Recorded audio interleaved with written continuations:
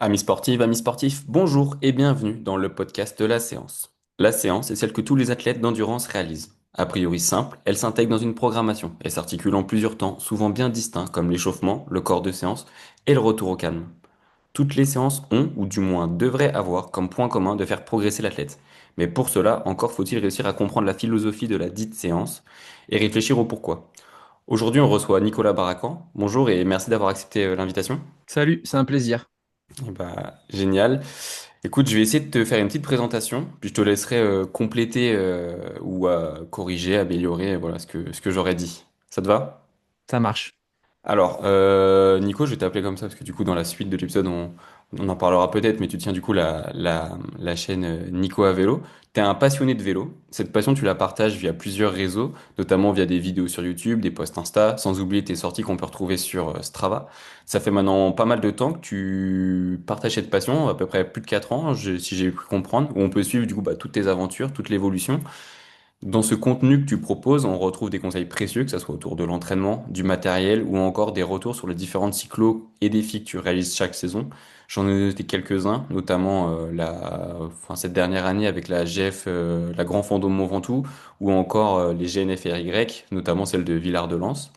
Voilà. Puis là, en ce moment, c'est la reprise un peu pour tous les cyclistes. Et là, tu nous embarques du coup dans une sorte de préparation, une série de vidéos de ta préparation de ta saison 2026, qui reflète parfaitement voilà, l'univers que tu peux proposer dans tout le reste de tes vidéos. Il y a de la détermination des zones d'entraînement, qui est une étape du coup essentielle, et du coup, on va peut-être en reparler un peu dans la suite, pour avoir un entraînement de qualité, bien calibré. Également des conseils autour de l'organisation, du matos vélo, voilà, de la nutrition. Bref, c'est un vrai condensé de tout ce que tu peux proposer là, la dernière série de vidéos que tu as proposées. Donc voilà, je pense que j'ai fait à peu près un petit tour. Est-ce que tu veux corriger ou ajouter des petites choses? C'est super en fait d'entendre de la part de, de quelqu'un d'autre un peu le contenu et enfin, de visualiser un petit peu ce que l'on propose. Et ma foi, c'est exactement ce que j'essaie d'apporter. C'est le partage simple d'un cycliste passionné, de l'évolution dans le temps, de sa pratique, les séances qu'il fait, ce qu'il mange sur le vélo, à côté du vélo, comment est-ce qu'il récupère, partager des récits de course, parler matériel. En fait, c'est la page YouTube qui est quand même l'endroit où je suis le plus actif, en tous les cas, le plus précis dans le contenu que je crée. C'est ce que j'aurais aimé trouver moi. Tu vois, j'ai suivi pas mal de chaînes YouTube quand j'ai commencé le vélo. Certaines étaient très techniques sur l'entraînement, d'autres super intéressantes sur le matériel, d'autres où je vivais des récits de course de manière assez épique. Et je me suis dit, ben, je surfe entre plusieurs chaînes Hmm. YouTube et finalement, je me rends compte que ce que je vis moi, c'est pas forcément quelque part. Donc, je me suis dit, autant le faire. Ça peut servir aux autres, ça marchera et a priori, ça marche. Et comme j'ai un peu des cheveux blancs, on le verra pas dans le podcast, mais moi je me vois dans l'image là, et ben, je touche aussi un public de cyclosportifs amateurs qui serait plutôt dans une catégorie senior. Je le vois bien dans mes stats. Donc voilà, les 40 ans et plus sont bienvenus, mais je suis content de voir que ça touche aussi d'autres, des plus jeunes, qui me témoignent qu'ils apprennent des choses. Donc voilà. Et puis effectivement, cette année a été riche avec les deux courses principales que tu as citées, et ça sera certainement un petit retour que je pourrais te faire un peu plus tard sur une d'entre elles d'ailleurs. Ok. Ouais, bah, non, non, c'est sûr. Je pense que oui, ta chaîne, en tout cas, pour tous les passionnés de vélo, je les invite à aller dessus parce qu'on trouve de tout. Et puis, vu que tu proposes quand même des choses assez larges autour du vélo, il y a forcément au moins des éléments qui peuvent nous intéresser. En tout cas, moi, je me retrouve dans plein de vidéos, je me retrouve pas mal et ouais, c'est un vrai plaisir à regarder, notamment en cette période de home trainer, ça peut toujours servir. Les vlogs, effectivement, sont là pour aller user la selle du home trainer sans trop déprimer en regardant la pluie tomber dehors. Donc, effectivement, mais ouais, les vlogs, pour revenir sur la série, si tu veux bien que je prenne juste 30 secondes, Vas-y. c'est un gros challenge parce qu'en fait, je les tourne au quotidien, enfin, en tous les cas, sur chaque entraînement.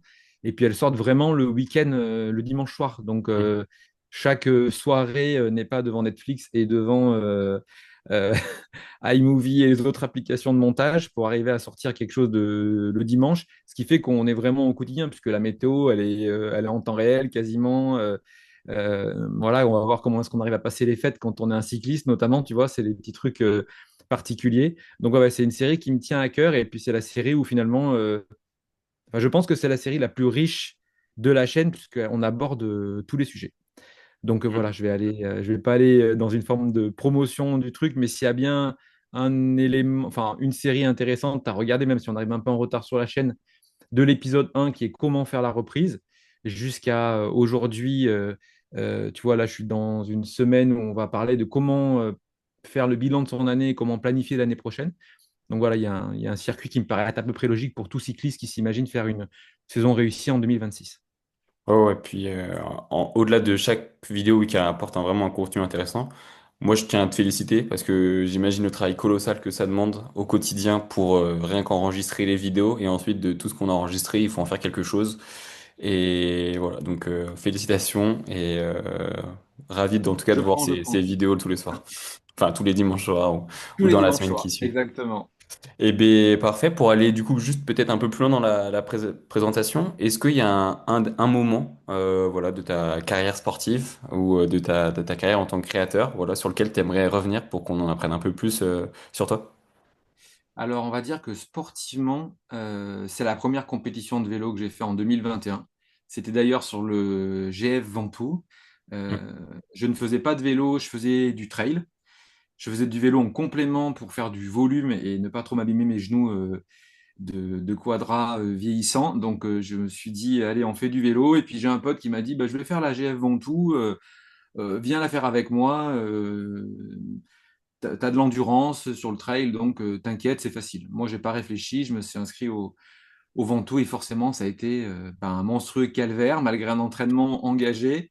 Donc, ça a été un calvaire, mais ça a été un déclencheur dans le sens où je me suis dit, comment ça se fait que quelqu'un qui est à peu près en forme sur un autre sport se confronte à quelque chose qui paraissait être atteignable parce que la durée, c'était allez, 6 heures ou 7 heures à l'époque, et je commençais à faire des trails de 50 bornes, donc 40-50 bornes, peut-être ouais, peut-être pas 50-40 bornes.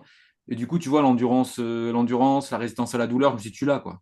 Et puis j'ai mis 2h30 pour monter le Ventoux.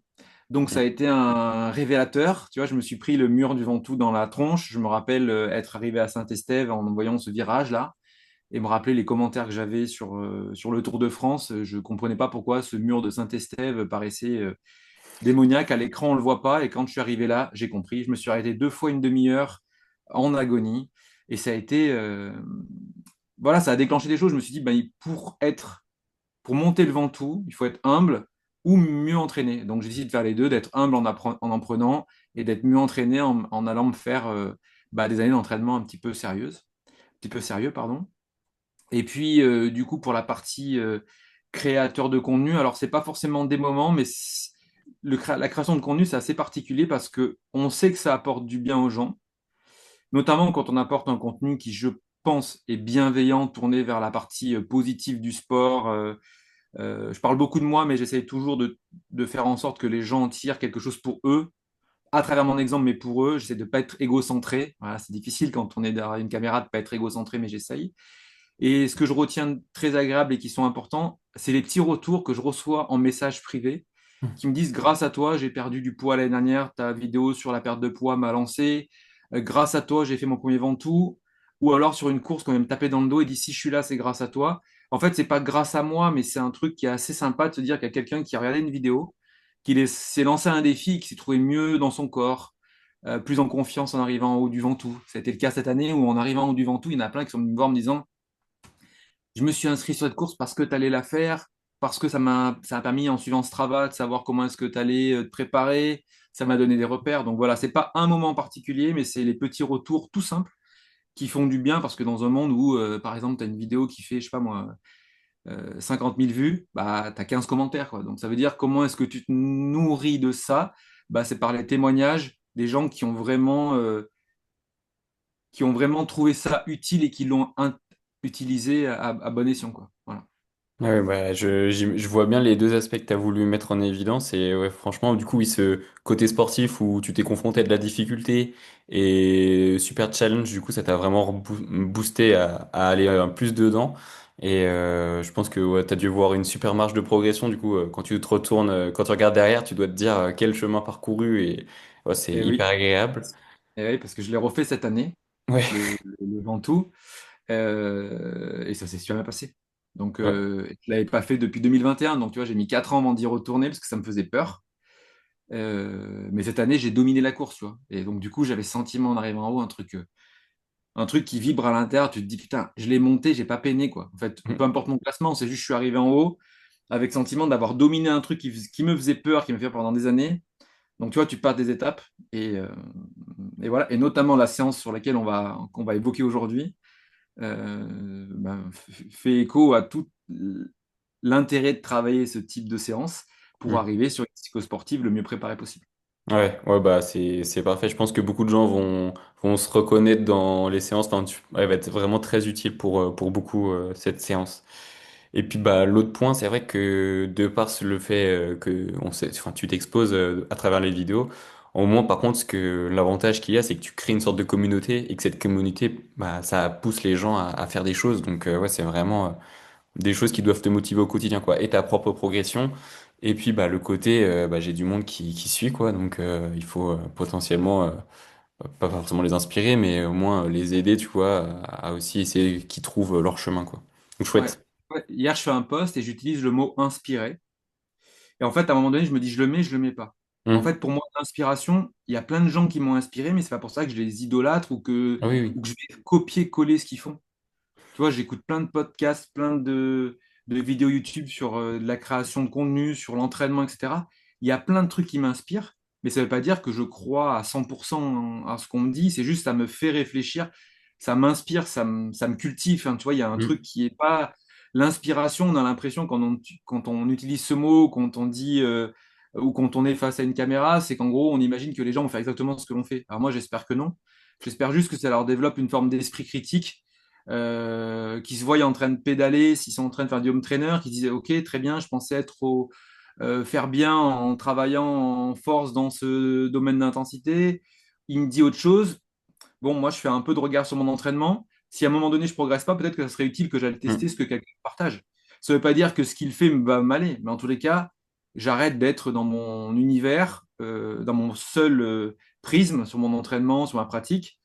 On le voit notamment sur la partie alimentation. Moi, j'ai beaucoup d'athlètes qui me disent bah, en fait, je mange rien. Et je vais pas leur dire comment ça se fait que tu manges pas 70 grammes de glucides à l'heure ou 90 grammes de glucides à l'heure. Je commence par leur dire bah, écoute, si tu manges rien, j'aimerais juste que tu testes de manger une pâte de fruits, une banane dans ta sortie ou mets du sirop de grenadine dans ta gourde. Ils le testent, au bout d'un mois, ils se rendent compte que quand ils prennent leur banane ou leur sirop de grenadine, finalement, en zone 2 les sensations sont meilleures. Et puis un jour, ils prennent 3 pâtes de fruits, puis au bout de 6 mois, 8 mois, ils commencent à regarder un peu ce qu'ils consomment en glucides. Et c'est venu juste de l'inspiration de te dire, putain, j'ai vu dans une de tes vidéos, tu parlais de 90 grammes de glucides à l'heure. Bah pour moi, c'est pas possible. J'ai envie de dégueuler si je prends 90 Hmm. grammes de glucides à l'heure. Enfin, c'est même pas possible pour moi. J'aime pas le sucre à la base. Je suis pas quelqu'un qui aime le sucre, etc. Mais j'ai testé, tu vois. Et du coup, ça inspire le chemin vers consommer des glucides dans l'entraînement. Mais c'est pas forcément du Oui. copier-coller, sinon ça n'a pas de sens. Ça n'a pas C'est de vraiment sens. la question du pourquoi. Ça peut permettre de déclencher des questions Ouais, du pourquoi. Et c'est vrai que pourquoi je fais ci, pourquoi je fais ça. Et évidemment, beaucoup de choses que l'on voit, ça n'a pas donné, c'est pas forcément de la référence, mais ça invite au questionnement et c'est ça qui permet d'avancer. Donc là-dessus, oui, très clairement. je te rejoins. Et bien, on est pas mal, hein, on a fait déjà une belle présentation. Je J'espère que je vais pas te vais. manger trop ton temps. Non, non, non, franchement, c'est pas plus mal. C'était vraiment super naturel, c'était vraiment cool. Et puis bah du coup, ça va nous emmener sur la suite, sur la séance que tu as un peu teasé. On va essayer de respecter une structure. Oui, Trois temps clés, du coup, cette présentation de la séance, ou du coup de ces séances autour de ce thème-là, leur déroulement, comment ça se passe quand on chausse les chaussures, qu'on y va, et peut-être même qu'est-ce qu'on fait avant de chausser les chaussures pour justement que ces séances se passent bien.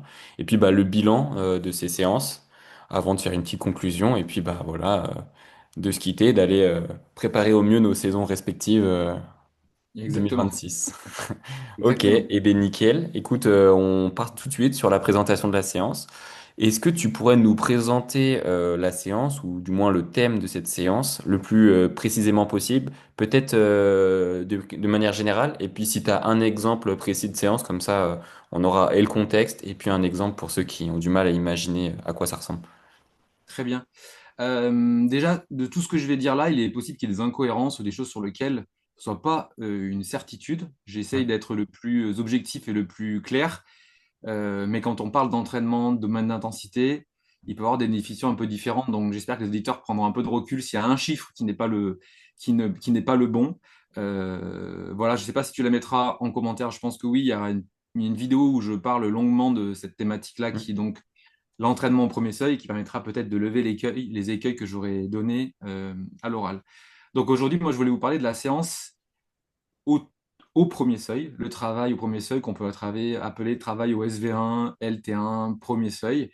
Et on va partir sur un exemple, pardon, un exemple de 3 fois 15 minutes au premier seuil sur une séance, sur une sortie planifiée à la semaine. On va garder une sorte de modèle 3 fois 15 Mhm. pour essayer d'expliquer que ça peut être modulable, mais prenons cette séance de référence 3 fois 15 minutes autour du premier seuil. Ok. Alors déjà, comme je suis un très mauvais élève, j'ai pas forcément tout retenu ce que tu m'as dit dans l'organisation et ton déroulé. Ouais, pas de souci. Tu m'arrêtes si je suis à côté de la plaque. Mais déjà, pourquoi est-ce qu'on travaille ce premier seuil? Quel est l'intérêt pour nous, cyclosportifs ou cyclotouristes ou amateurs de vélo, de travailler ce premier seuil? Bah, c'est que c'est un domaine dans lequel on se sent à peu près bien. On est entre le domaine modéré et le domaine élevé. Et donc, c'est quelque chose qu'on peut quand même tenir assez longtemps et rouler assez vite. Donc, quand on est dans cette notion de premier seuil, on peut tenir une intensité soutenable et agréable, assez longue, et on roule vite. Quand on est au premier seuil, en général, c'est qu'on est donc juste en haut de sa zone 2, si on fait ce rapport aux étages d'un modèle à 5 ou 7 zones, en haut de sa zone 2, juste avant de basculer en gros dans la zone tempo. Et on a cette sensation d'un effort soutenable, agréable, avec une respiration qui est une respiration à peu près normale. Il faut quand même se concentrer sur la respiration. La fréquence cardiaque est à peu près stable en haut de sa zone 2. Voilà, il n'y a pas une grosse dérive si on exécute le mouvement sur du 3x15. Et on a cette sensation d'aller vite. Et pourquoi est-ce que c'est intéressant de travailler sur ce domaine? C'est parce il nous permet d'aller vite sans trop se fatiguer, et donc, dans l'optique d'une cyclosportive ou dans l'optique de travailler des efforts longs, de faire des belles sorties l'été, plus on arrive à monter ce premier seuil, plus on monte du coup sa zone 2, hein, si on fait le schéma. Et du coup, ben, dans sa zone 2, plus elle est élevée, plus son parcours, enfin, le parcours en zone 2 va être encore une fois plus rapide. Donc, monter son premier seuil vers le haut vous permettre de faire des kilomètres avec beaucoup plus d'aisance quand vous serez en zone 2 ou autour de ce premier seuil. Voilà, vous avez plusieurs façons de l'identifier, ce premier seuil. Oui. Bien sûr, il y a le test lactate, parce que le test lactate, c'est le test le plus précis pour arriver à identifier justement la bascule euh, au niveau de son premier seuil. Et ou bah, il y a d'autres moyens, faire les fameux tests de FTP ou puissance critique qui peuvent le déterminer. Donc, on va dire qu'il y a des fourchettes très très larges, mais si vous faites un test de puissance critique ou un test de FTP, c'est entre 65 et 75%. Voilà. Mais ça, c'est pas une généralité parce que moi, j'entraîne des coureurs et moi-même d'ailleurs, quand on fait un test lactate, on se rend compte que certains sont à 85% quand on est très entraîné de Mhm. cette fameuse FTP ou puissance critique. Donc c'est une grosse fourchette, mais le ressenti doit être un ressenti qui est un ressenti agréable, un ressenti soutenable que vous pouvez tenir assez longtemps, euh, puisqu'on peut aussi le faire avec ce fameux RPE. Ok. Oui, enfin, pardon, je t'ai peut-être coupé, mais c'était ultra complet, c'est nickel parce que tu es revenu sur bah, l'objectif de cette séance autour du seuil 1. C'est du coup gagner développer une super endurance, une bonne qualité d'endurance qui nous permet de maintenir un effort. Comme tu disais, on est rapide, on est efficace, mais on n'est pas non plus dans un truc trop inconfortable, ce qui fait qu'on peut durer longtemps à cette intensité-là, pardon. Sachant que du coup, toi, tu as parlé de 3 x 15. On va revenir peut-être un peu sur du coup, ces séances-là. Est-ce qu'on part tout de suite sur des séances voilà, de 3 x 15? À quelle place, comment ça s'organise à peu près un bloc de préparation SV1? À quelle place ça, à quel moment de la préparation tu fais du SV1? Parce que Là, par exemple, imaginons tu sors d'une bonne coupure de 3-4 semaines en termes d'effort. Peut-être que SV1, ça peut aussi être dur. Tu as donné des repères un peu de RPE. Est-ce qu'on peut repartir là-dessus sur ouais, comment on peut palper ce SV1 en reprise, par exemple? Et puis voilà, cette déclinaison sur quelques séances pour voir la progression qu'on pourrait avoir. De manière assez générale, quand on reprend l'entraînement après une coupure de 10 jours, 15 jours, un mois pour ceux qui ont coupé longtemps, on sait très bien, enfin on sait très bien, on espère que tout le monde se dit on va pas commencer le lendemain de la reprise par aller se taper une séance de 30-15. Mm. Donc on va commencer par caler par exemple 10 jours avec de la reprise zone 1, zone 2 à la sensation sans trop regarder ces données, mais avoir l'impression qu'on est dans une notion d'endurance. Et donc, du coup, comme on souhaite installer son endurance dans le temps, c'est pas déconnant, au bout de 4, 6 semaines, de commencer à travailler sur cette SV1, LT1, enfin, travailler autour du premier seuil, parce qu'on va pas passer de rien à travail à I5. Donc, on peut rapidement l'intégrer. Même moi, au bout de 10 jours après la reprise, j'en parle dans le vlog notamment, bah, j'ai commencé tout de suite à mettre un peu de travail au premier seuil. Alors déjà parce que j'avais coupé que 7 jours ou 10 jours, me semble-t-il, et que du coup, je me sentais déjà en capacité d'aller travailler une première séance. Et c'est là où justement le modèle de 3x15 peut complètement changer. On peut, selon son niveau, commencer par 3x10, deux Mm. fois 10. Et si certains sont très entraînés, on peut peut-être commencer par un 3x20. Mhm. Enfin, voilà, il y a pas de repère. Il faut adapter par rapport à ce que vous ressentez dans votre retour à la compétition ou à l'entraînement. Et puis, tout au long de l'année, vous pouvez en faire du Ouais. SV1. Pour moi, c'est tout sauf, c'est tout sauf improductif d'oublier les séances de SV1, LT1 tout au long de l'année. C'est-à-dire que vous pouvez faire des blocs complets de 4 semaines, 3 semaines, 4 semaines, au milieu de la saison, à l'approche notamment d'un objectif qui doit vous emmener pour travailler sur, par exemple, l'étape du Tour. Mm. Cette année, l'étape du Tour, c'est, je ne sais plus combien, 170 bornes, Ouais. 5500 mètres de dénivelé, Un chantier. un gros chantier. Donc autant vous dire que si vous allez faire l'étape du Tour en vous disant, bah, moi, le premier col, je le monte en dessous du premier seuil, bah, en fait, déjà, vous allez exploser.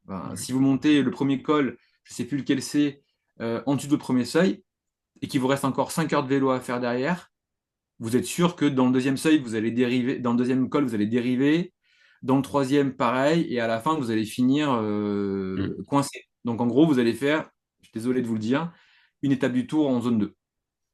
Donc, travailler à monter son premier seuil ou à le pousser un petit peu vers le haut permettre d'avoir un réservoir de zone 2 plus important. Donc, typiquement, moi, pour les coureurs que j'entraîne, ben, le travail pardon, autour du premier seuil, il sera crucial. En tous les cas, le pousser le maximum possible. Alors, on peut le pousser en travaillant sur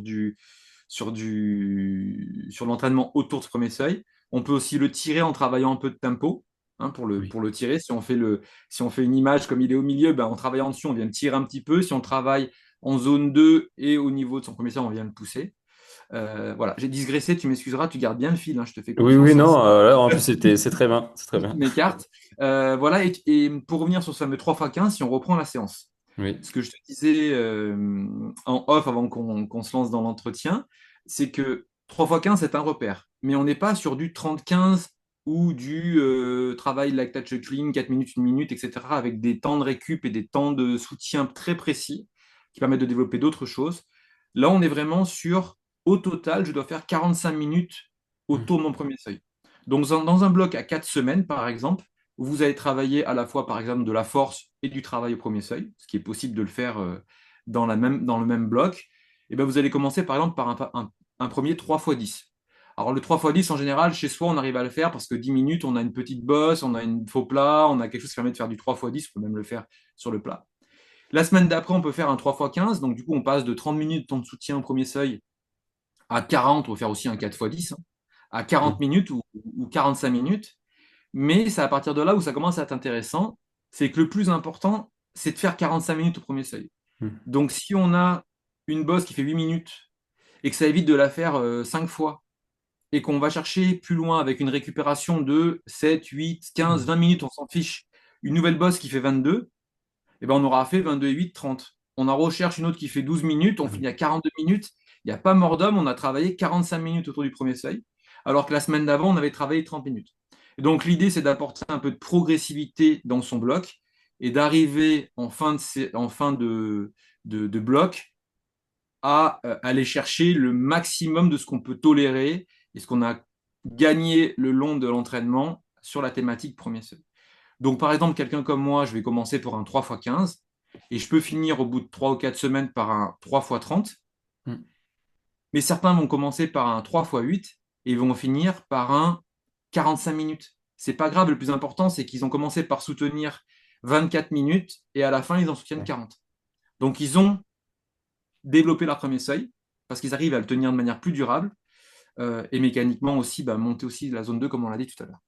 Ok, non bah super. Franchement, c'était génial parce que tu nous as parlé de l'objectif dans un premier temps, sa place dans la préparation et du coup tu l'as dit, c'est un peu, ça peut être tout le temps. Ce qui est intéressant, c'est du coup de faire un suivi un peu de ce que des puissances que l'on met du coup dans cette Oui, zone et de suivre ce temps que tu dis de temps d'effort, de maintien d'effort et ensuite de jouer sur le nombre de répétitions ou la durée des répétitions avec l'idée qu'il faut tenir voilà 45 minutes en fin de bloc ou en fin quand on se sent en forme. Et donc, du coup, après, c'est à nous de jouer voilà, avec cette mallette que tu nous donnes d'entraînement, enfin cet outil-là de séance de SV1, hyper exactement. intéressant. Tu en as parlé également de comment trouver cette zone d'intensité. Tu as parlé de test FTP de puissance critique, des pourcentages. Moi, j'ai vu un truc qui était hyper intéressant que tu as fait dans ce vlog, justement, où tu as déterminé tes zones d'entraînement. Et du coup, tu en as un peu parlé là, les tests lactates. Ouais, Est-ce que tu peux revenir un peu sur cette méthode bien rapidement, un peu sûr. expliquer voilà, quel protocole vous avez suivi, à quoi ça ressemble un protocole lactate? Parce que je trouve que c'était pas mal expliqué, c'était assez Ouais, simple à comprendre. Et du coup, ouais. si tu l'as en tête, ce serait intéressant. Et alors, juste, désolé, je ne veux pas faire de placement de vidéo, mais j'ai une Oui. vidéo complète, vraiment complète sur un test lactate, comment est-ce qu'il est fait, quel Ok. protocole on fait. Là, dans le vlog, c'était un mode raccourci, mais j'ai une Mhm. vidéo complète aussi sur la chaîne qui explique tout. Là, pour faire de manière assez simple, enfin assez simple, je vais essayer d'être simple, Oui. sans être trop simpliste, et je vais essayer de faire attention parce que c'est pas quelque chose que je maîtrise à 100%. C'est pour ça que je l'ai fait Oui. faire. Donc, Oui. le test lactate, Euh, on vient mesurer la concentration du lactate sanguin pour nous aider à déterminer ces seuils. Donc, en dessous du premier seuil, on a une lactatémie qui est proche de son domaine de base. Donc, avant de partir, on fait une petite piqûre à l'oreille ou au doigt, on relève un taux de lactate sanguin avec un petit appareil, on appelle ça la baseline, donc le guide en gros, par exemple 0,8. Mhm. Indication donnée comme ça de manière purement, je Oui, crois que c'est ce oui. que j'ai moi sur le test, 0,8. Ensuite, on vient faire des paliers de 20 watts en 20 watts en partant approximativement du milieu de sa zone 2 que l'on connaît à peu près parce quand on fait un test lactate en général, c'est qu'on est un peu averti sur le sujet, donc on part du milieu de sa zone 2 et on vient augmenter de 20 watts en 20 watts. Mhm. On vient à chaque fois qu'on finit sa bosse de 6, 8, 10 minutes, prendre juste après, quand on s'arrête du vélo, on prend une petite goutte de sang et on vient regarder le chiffre. Quand il y a un décroché conséquent, donc par exemple première prise 0,8 à 200 watts, 220 watts 0,8, 240 watts 0,9 et 260 watts 1,4. Donc là, Mhm. on voit qu'il y a une sorte de courbe qui monte d'un coup. Et on va dire que quand il y a une augmentation significative, je crois que c'est 0,5, on le voit d'ailleurs sur la courbe de prise de lactate, Mhm. on se dit, bah voilà, entre la prise à 260 watts et 1,4 millimol de lactate et la prise à 200, je sais plus où c'est que j'en suis, 40 watts à 0,8, eh bien on estime que ton premier seuil est entre les deux. Et en général, enfin c'est pas en général, c'est qu'à chaque fois qu'on fait une prise, on vient demander le RPE, comment tu te sens. Et si c'est très bien fait, vous allez voir que dans ce test lactate, autour du premier seuil, quand on vous fera la mesure de lactatémie, quand vous avez dépassé le premier seuil, vous allez dire, je suis un peu essoufflé, Ouais. RPE 3, 4, 4, allez 4. Et quand on dit ça, c'est qu'en général, on vient de le franchir. Et dans, Mhm. le, dans la dernière vidéo, effectivement, on le voit très très bien qu'en termes d'aisance respiratoire, je sens qu'il s'est passé quelque chose. Et ma foi, je dois bien me connaître parce que c'est typiquement là où on me dit, voilà, tu as franchi ton premier seuil. Alors, franchement, tu as réussi le défi de l'expliquer simplement et Voilà. de manière assez fidèle à ce qu'on pourrait retrouver. Vraiment, bravo, parfait. Nickel, bah, c'est chouette. Et du coup, bah, en exemple pour toi, du coup, ton SV1, ça serait à peu près autour des 260-250 watts 250 watts, ouais, il a baissé un petit peu. avec la Je me reprise. suis un peu moins bien entraîné. Là, donc, là, alors, Il était à 250 watts quand j'ai fait le test Hmm. avec Cédric, là, il y a quelques semaines. Écoute, là, je t'avoue que je pense que j'ai bien repris 10 watts. Je pense que c'est bien revenu à mes valeurs. Enfin, en termes de ressenti, quand je suis à 260 watts, et on n'a pas beaucoup parlé du RPE, mais ce ressenti respiratoire, ce ressenti des sensations, sans forcément avoir le nez sur le compteur, Hmm. les cyclistes avertis euh, qui s'entraînent en s'écoutant et en regardant les datas, parce que s'il y a Hmm. les deux en fait, ils se rendent presque compte juste à comment est-ce qu'ils respirent, comment est-ce qu'ils se sentent sur le vélo. Ils pourraient regarder à ce moment-là le compteur et dire bah tiens, voilà, j'y suis au premier seuil. En fait, il y a Ouais. un truc. Le premier seuil, c'est le truc, je trouve, le plus facile à déterminer. Le deuxième, c'est un peu délicat parce qu'on est déjà dans ma haute intensité, etc. Mais le premier seuil, c'est. Ouais. Ah non, mais c'est parfait parce que du coup, tu nous as donné des moyens de tenir ce seuil 1 du coup par des tests, ben, concrets, bien précis. Et puis bah, pour toutes les personnes qui n'ont pas forcément accès à des capteurs de puissance ou à des tests lactates, bah, il y a quand même une méthode qui est assez simple. Le cardio, il y a quand même pareil des steps qu'on passe et le ressenti, tu disais, là, l'essoufflement. Voilà, donc il y a plein de méthodes. Je pense, Ouais. je sais pas si du coup tu me corrigeras peut-être. On n'est pas à 10 watts près? Ou Alors, il faut mieux, en tous les cas, il faut mieux être 10 watts en dessous 10 watts en que dessous, voilà. au-dessus quand on s'entraîne un premier seuil. En Ok. fait, c'est juste que du moment qu'on dépasse le premier seuil, Hmm. ça peut être préjudiciable parce qu'on va créer de la fatigue. Ok. Alors que quand on est légèrement en dessous, on a quasiment la même efficacité de travail. Ouais. On va travailler son efficience, on va travailler sa capacité à maintenir cet effort-là assez agréable dans un état stable, tu vois, dans un état Hmm. stable dans son corps, dans son fonctionnement. Et dès qu'on est en dessus, eh bien, on va créer notamment de la dérive, tu vois, on va commencer à créer de la dérive cardiaque. Donc on va se fatiguer et au bout d'un moment, le corps va dire, bon, je suis pas sûr que tu aies fait une séance pour Ouais. m'aider en surcompensant, à développer ce premier seuil. Tu as tiré un peu trop, bon, je vais déjà te demander de récupérer et après on verra, tu vois. Ok. Voilà. Et si je peux me Bon. permettre, parce que je pense à Oui. quelque chose qui peut être intéressant sur l'analyse d'une séance, je ne sais pas si c'est dans ton Ouais, déroulé. on en reparlera ouais, de ça dans le bilan. Il n'y a pas de Eh souci bien, parce que très bien. justement, quand tu parles de dérive, justement, je Ouais. pense Eh qu'il y bien, a des moyens super. d'évaluer une séance et on en reparlera dessus. Ok, donc là, on a bien défini le contexte. Enfin, en tout cas, je pense qu'on a été assez précis là-dessus. On va passer à une partie plutôt organisation et logistique de cette séance. Ça, c'est des questions que je me pose. Du coup, pour être dans les bonnes zones de ces seuils, tu en as un peu parlé déjà tout à l'heure. Cette séance, tu la conseilles de la réaliser où? Parce que tu as dit que c'était important de respecter quand même des puissances. Fallait pas être au-dessus. On pouvait être un peu en dessous. Donc un peu s'écouter au niveau des sensations, mais faire quand même gaffe à cette zone parce qu'on cherche à travailler quelque chose de spécifique. On cherche à le pousser, ce seuil. Le tirer, c'est encore autre chose. Donc du coup, voilà. Où est-ce que tu conseilles de réaliser ces séances pour qu'elles soient le mieux réalisées?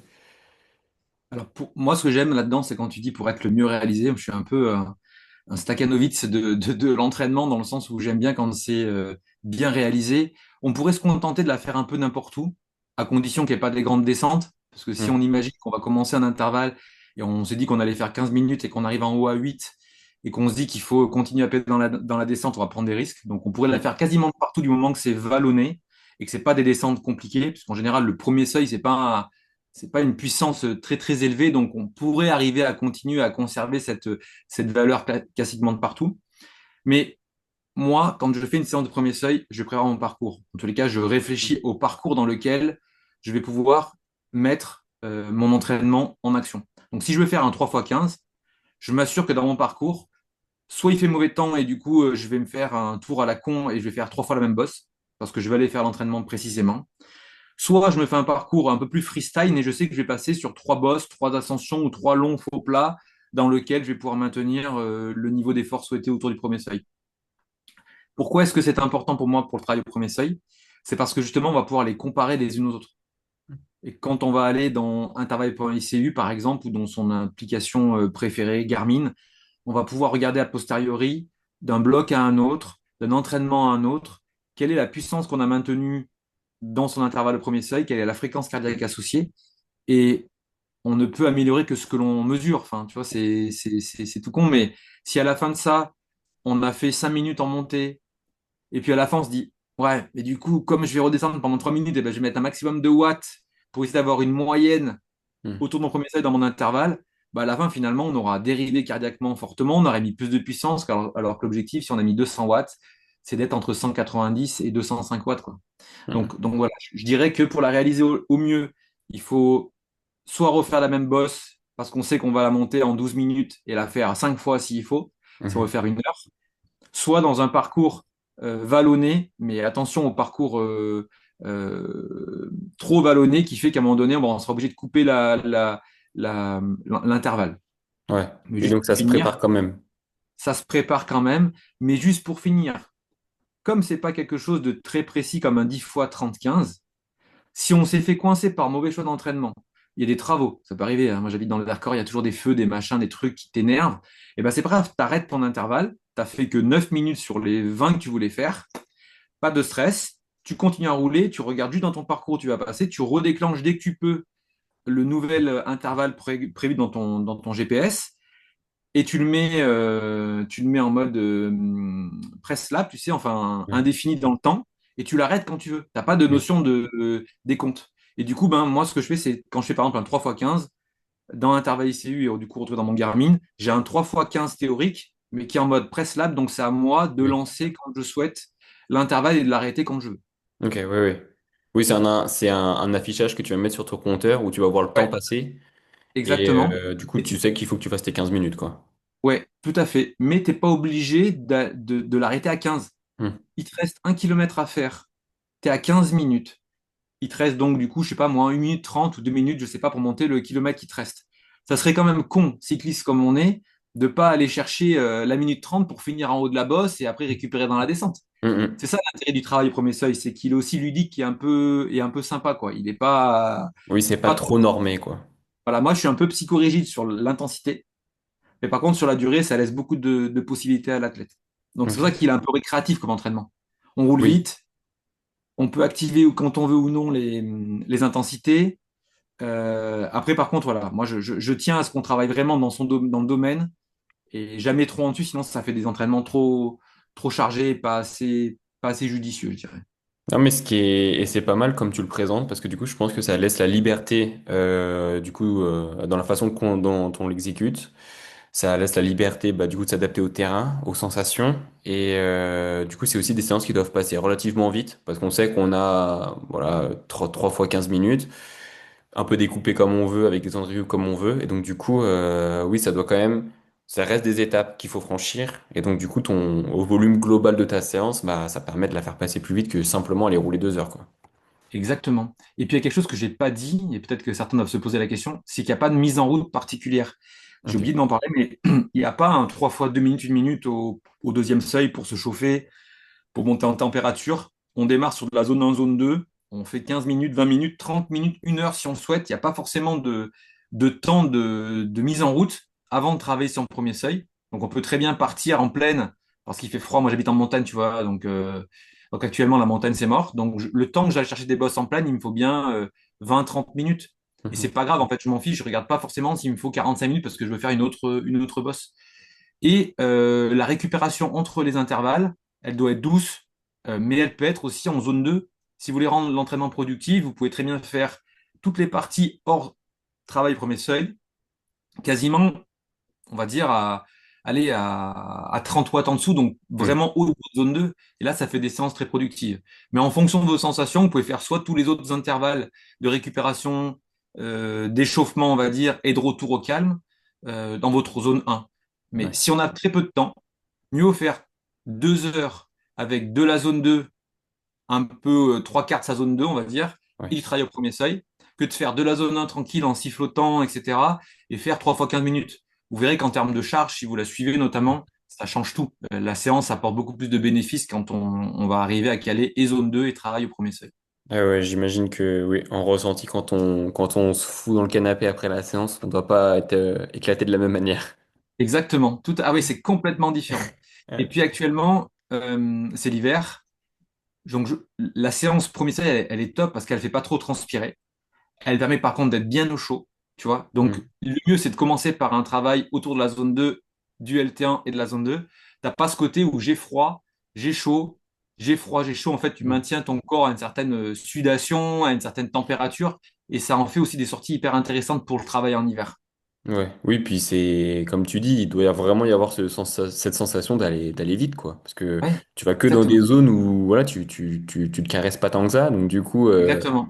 ça doit être sympa. Les données à la fin de la séance, je pense qu'elles sont sympas. On est content une fois Ouais, qu'elle est passée. tout à Mais, fait. Et sans trop de fatigue en plus, donc c'est le top. et donc, pour revenir juste un peu, du coup, tu parlais du terrain que tu connais, toi. Comment tu fais pour tracer tes circuits? Tu as des choses préférentielles? Tu utilises des outils spécifiques? Ouais. Moi, j'utilise Komoot parce que c'est Ok. l'outil que je trouve le plus intéressant. Et en fait, je me crée je sais plus qu'on appelle ça j'allais dire des playlists, mais des thématiques. Si on peut moi, j'ai la version premium, ça coûte 50 balles, 60 balles par an, donc je me dis que ça vaut le coup. Et j'ai des thématiques. Donc, par exemple, j'ai la thématique LT1. Donc, je me fais plusieurs séances et c'est déjà enregistré dessus qui fait que moi, bah, je suis comme toi, j'ai un quotidien chargé. Et donc, moi, je mets de temps à préparer ma séance et plus je m'entraîne. Hmm. Donc, je préfère marquer LT1 3 x 30. Je la vois, ça veut dire pas dire que je vais faire exactement la même d'une année sur l'autre ou d'une saison à l'autre ou d'un bloc à l'autre. Mais si je veux pas réfléchir, dans mon Garmin, elles y sont du coup automatiquement. Hmm. Elles s'appellent 3 x 30 LT1. Je mets mon truc, je vois directement mon profil vertical et je vois très bien pourquoi je l'avais mis en 3 x 30 et j'y vais dessus. Donc, Komoot, pour moi, c'est parfait. Ouais, ouais. Ouais, donc tu fais bien Mais, gaffe ouais. pardon, à avoir ton parcours, à avoir identifié des zones où c'est propice pour faire l'entraînement. Et du coup, ouais, pour gagner du temps, comme tu disais, bah là, c'est pas mal. Ouais, tu te fais des banques de parcours, quoi. C'est pour gagner du temps, mais s'il y a quelqu'un qui nous écoute là, qui s'en fiche du temps, bah, il peut très bien et qui connaît bien son territoire et qui aime bien être un aventurier dans son itinéraire, parce que je pense aussi que c'est important de s'écouter. Ouais. Je veux aller à droite, ou bah, finalement je vais à gauche. C'est Hmm. juste qu'il faut penser que si on sort pour s'entraîner et que la thématique c'est 3 x 15 minutes au LT1, bah, il faut arriver à trouver 3 x 15 minutes. Ouais. Après le reste, c'est une façon de voir l'entraînement, c'est une façon de s'y préparer. Mais voilà, tant qu'on fait les exercices, moi, comme je dis aux coureurs que j'accompagne, tant que vous faites les exercices, vous faites bien la sortie que vous voulez. Mais moi, je veux voir 3 fois 15 Ouais. minutes, ou au total 45 minutes de travail autour du premier seuil. Ok, nickel. Donc ça, c'est tout ce qui a été dehors, même si tu as dit que c'était parfait à faire comme séance dehors, parce que en effet, c'est ni trop ni pas assez, du coup, ça nous maintient une température adéquate.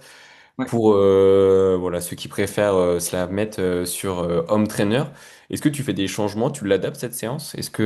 Comment ça se passe? Alors, pour ceux qui font très peu de home trainer, il faut forcément minorer un petit peu. Euh, Certains mettent beaucoup moins de watts sur le Hmm. home trainer qu'en extérieur. Ok. Donc, donc, juste pour mettre un peu de contexte, il serait super utile pour quelqu'un qui va passer son hiver sur Home Trainer d'avoir des bases de tests. Par exemple, s'il a fait un test FTP en extérieur, d'avoir aussi un test FTP, pardon, en intérieur. Mhm. Pourquoi? Parce que souvent, en intérieur, on a, allez, ça peut aller jusqu'à 10% de différence sur la capacité de mettre des watts. Sans parler des différences entre les deux capteurs de puissance, si c'est pas le même vélo, qui peut avoir une différence. Donc, il faudrait plutôt se réétalonner pour l'intérieur. Mais du coup, si on réétalonne l'intérieur ou qu'on a une mesure juste pour l'intérieur, ben, il n'y a pas de raison en fait de changer les intensités. Ok. C'est juste que en intérieur, ce qui va être délicat, c'est l'analyse. Puisqu'en fait, la fréquence cardiaque avec la chaleur, même si on a beau bien s'aérer, etc., elle aura tendance à monter plus vite et à dériver plus vite en intérieur pour ceux qui ne sont pas initiés. Moi, j'ai complètement changé. Je faisais pas de home trainer. Je m'y suis mis là depuis, on va dire, un mois et demi. Et maintenant, j'estime que à avoir fait des 3 heures d'home trainer, des 3 heures, 15 heures par semaine d'home trainer, ben maintenant, je vois pas pourquoi j'irais mettre moins d'intensité sur ma séance. Parce que je m'y suis habitué, parce que j'ai trouvé une manière de m'habiller, de m'hydrater différemment, de ventiler la pièce. Et aujourd'hui, c'est juste que c'est plus difficile. Je le ressens plus difficile, mais mes watts et ma fréquence cardiaque devraient quasiment être les mêmes.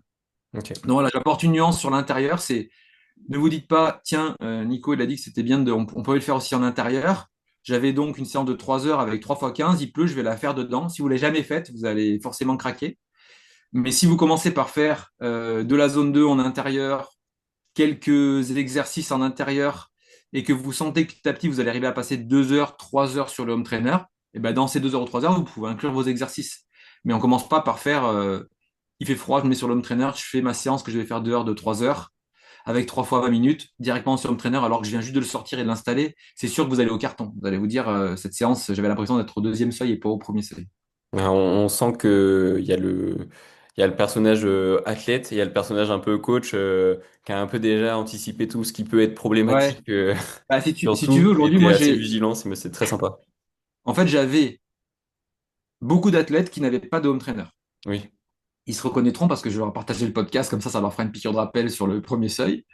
Et je veux m'entraîner, je veux progresser, je veux passer l'hiver, je veux pas perdre d'énergie, je veux être aussi bon qu'avant la coupure. Ok, très bien, mais comment on va faire quand il va pleuvoir? Hmm. Comment tu vas faire pour travailler et garder ton premier seuil, notamment, tu vois? Bah, il n'y a pas de secret. Si à un moment donné, tu ne peux plus t'entraîner et que tu veux continuer à avoir un premier seuil et de le travailler, bah, ça ne marchera pas, quoi. Il va descendre. Mécaniquement, il va descendre. Pour quelqu'un qui s'entraîne beaucoup, ça se voit très vite. Donc, ben, un home trainer, c'est la solution optimale pour passer un hiver studieux, quoi. Oui, puis il y a, enfin, comme tu l'as déjà dit, oui, dans des vidéos ou autres, il y a quand même un aspect, si c'est déjà à peu près monté, le Ouais, temps de s'habiller, je trouve que c'est pas les mêmes charges mentales. Aller dehors et aller à l'intérieur, c'est pas les mêmes charges mentales. Peut-être qu'à certains moments, il y en a une, ça va être plus facile de l'accepter, et à un autre moment, ça sera à l'inverse. ouais. Mais c'est vrai qu'en cette période-là, sortir, faire 1 heure d'home trainer, ça peut déjà être ça. Exactement, exactement. Eh bien, nickel, on est pas mal. J'avais juste une petite question aussi sur la logistique, l'organisation. S'il y a une bande de copains, vous partez sur ce genre de séance, à la limite, est-ce que au S20, enfin, en fait, je me pose la question, mais est-ce qu'il y a beaucoup de différences quand on est entre collègues et du coup, comment ça pourrait jouer? Est-ce que du coup, le collègue se fout dans la roue pendant que nous, on fait notre séance et on est un peu plus fort ou inversement? Je pense que le plus important, c'est de le communiquer auprès de ses collègues. Si vous Hum, allez faire une sortie de groupe, et que vous voulez quand même avoir l'esprit du groupe pour passer l'hiver, mais à hum, la fois vous entraîner judicieusement, il faut communiquer avec ses collègues. Il faut leur hum, dire, moi j'ai un entraîneur ou j'ai un programme d'entraînement ou je veux faire les choses bien. Donc aujourd'hui, je veux bien aller avec vous, mais je travaille au premier seuil. Et après, bah, dans le groupe, ceux qui sont plus forts, ils vont se mettre devant et vous serez dans la roue au premier seuil et eux seront certainement peut-être en zone 2 ou hum, même bas de zone 2 parce qu'ils sont super forts. Mais du coup, c'est judicieux. Pendant ce temps-là, vous parlez pas trop, vous essayez de rester concentré sur votre effort. Et si le gars commence à ralentir parce qu'il veut s'arrêter pisser, bah, vous continuez, vous faites votre exercice. Mais du moment que c'est communiqué, les gars, je fais la bosse au premier seuil. Soit je prends ta roue, moi j'ai mon ami Olivier qui est meilleur que moi, bah, je prends sa roue, premier seuil, lui se met à 290, 300 watts, il est toujours en zone 2, et moi je suis à 260 watts dans sa roue et je suis en premier seuil. hum, Donc du coup c'est parfait. Tu vois, on sort ensemble, on fait des oui. sorties ensemble, et c'est nickel. Si demain je vais avec un athlète qui est moins fort que moi, soit il accepte de faire un effort et d'être dans ma roue, et peut-être que dans ma roue il tiendra de la zone 2, Hum, soit on s'attend en haut, ou alors je reviens le chercher ouais. et je le récupère. Mais enfin, il faut faire un choix. Soit on estime que progresser passe par des moments de convivialité sur lesquels on ne regarde pas ces séances, on ne regarde pas l'intensité et on les travaille le reste de la semaine, qui peut être complètement entendable. Moi, j'ai des cyclistes qui roulent en club et du coup, bah, le dimanche, c'est sorti un peu libre. Ça veut juste dire que pour moi, cette sortie-là, Petit carton. oh, voilà, bah, elle est difficile à quantifier en termes de charge, mais tu Oui, vois, je la valorise comme une sortie zone 3, tu vois, en gros. oui, oui, Tu sais que ça va être tempo, un peu de seuil, un peu de sprint, etc. peu de tout. Mais c'est pas grave parce que du coup, ils ont une intensité, ils sont contents, ils sont sortis, sinon ils n'auraient pas roulé 4 heures dans le froid. Oui, oui. Et par contre, bah, la sortie LT1, je la mettrai pas là. Hum, Je la mettrai sur Home Trainer parce qu'il est capable de faire 2 heures, donc je lui mettrai 3 fois 15 sur 2 heures sur Home Trainer. Et c'est comme ça que ça passe.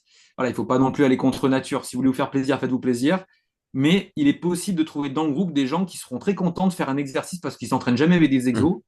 Vous leur dites, tiens, aujourd'hui, toutes les bosses, il faut que je fasse au total 1 heure. Toutes les bosses, je vais les faire premier seuil. Est-ce que tu veux la faire avec moi?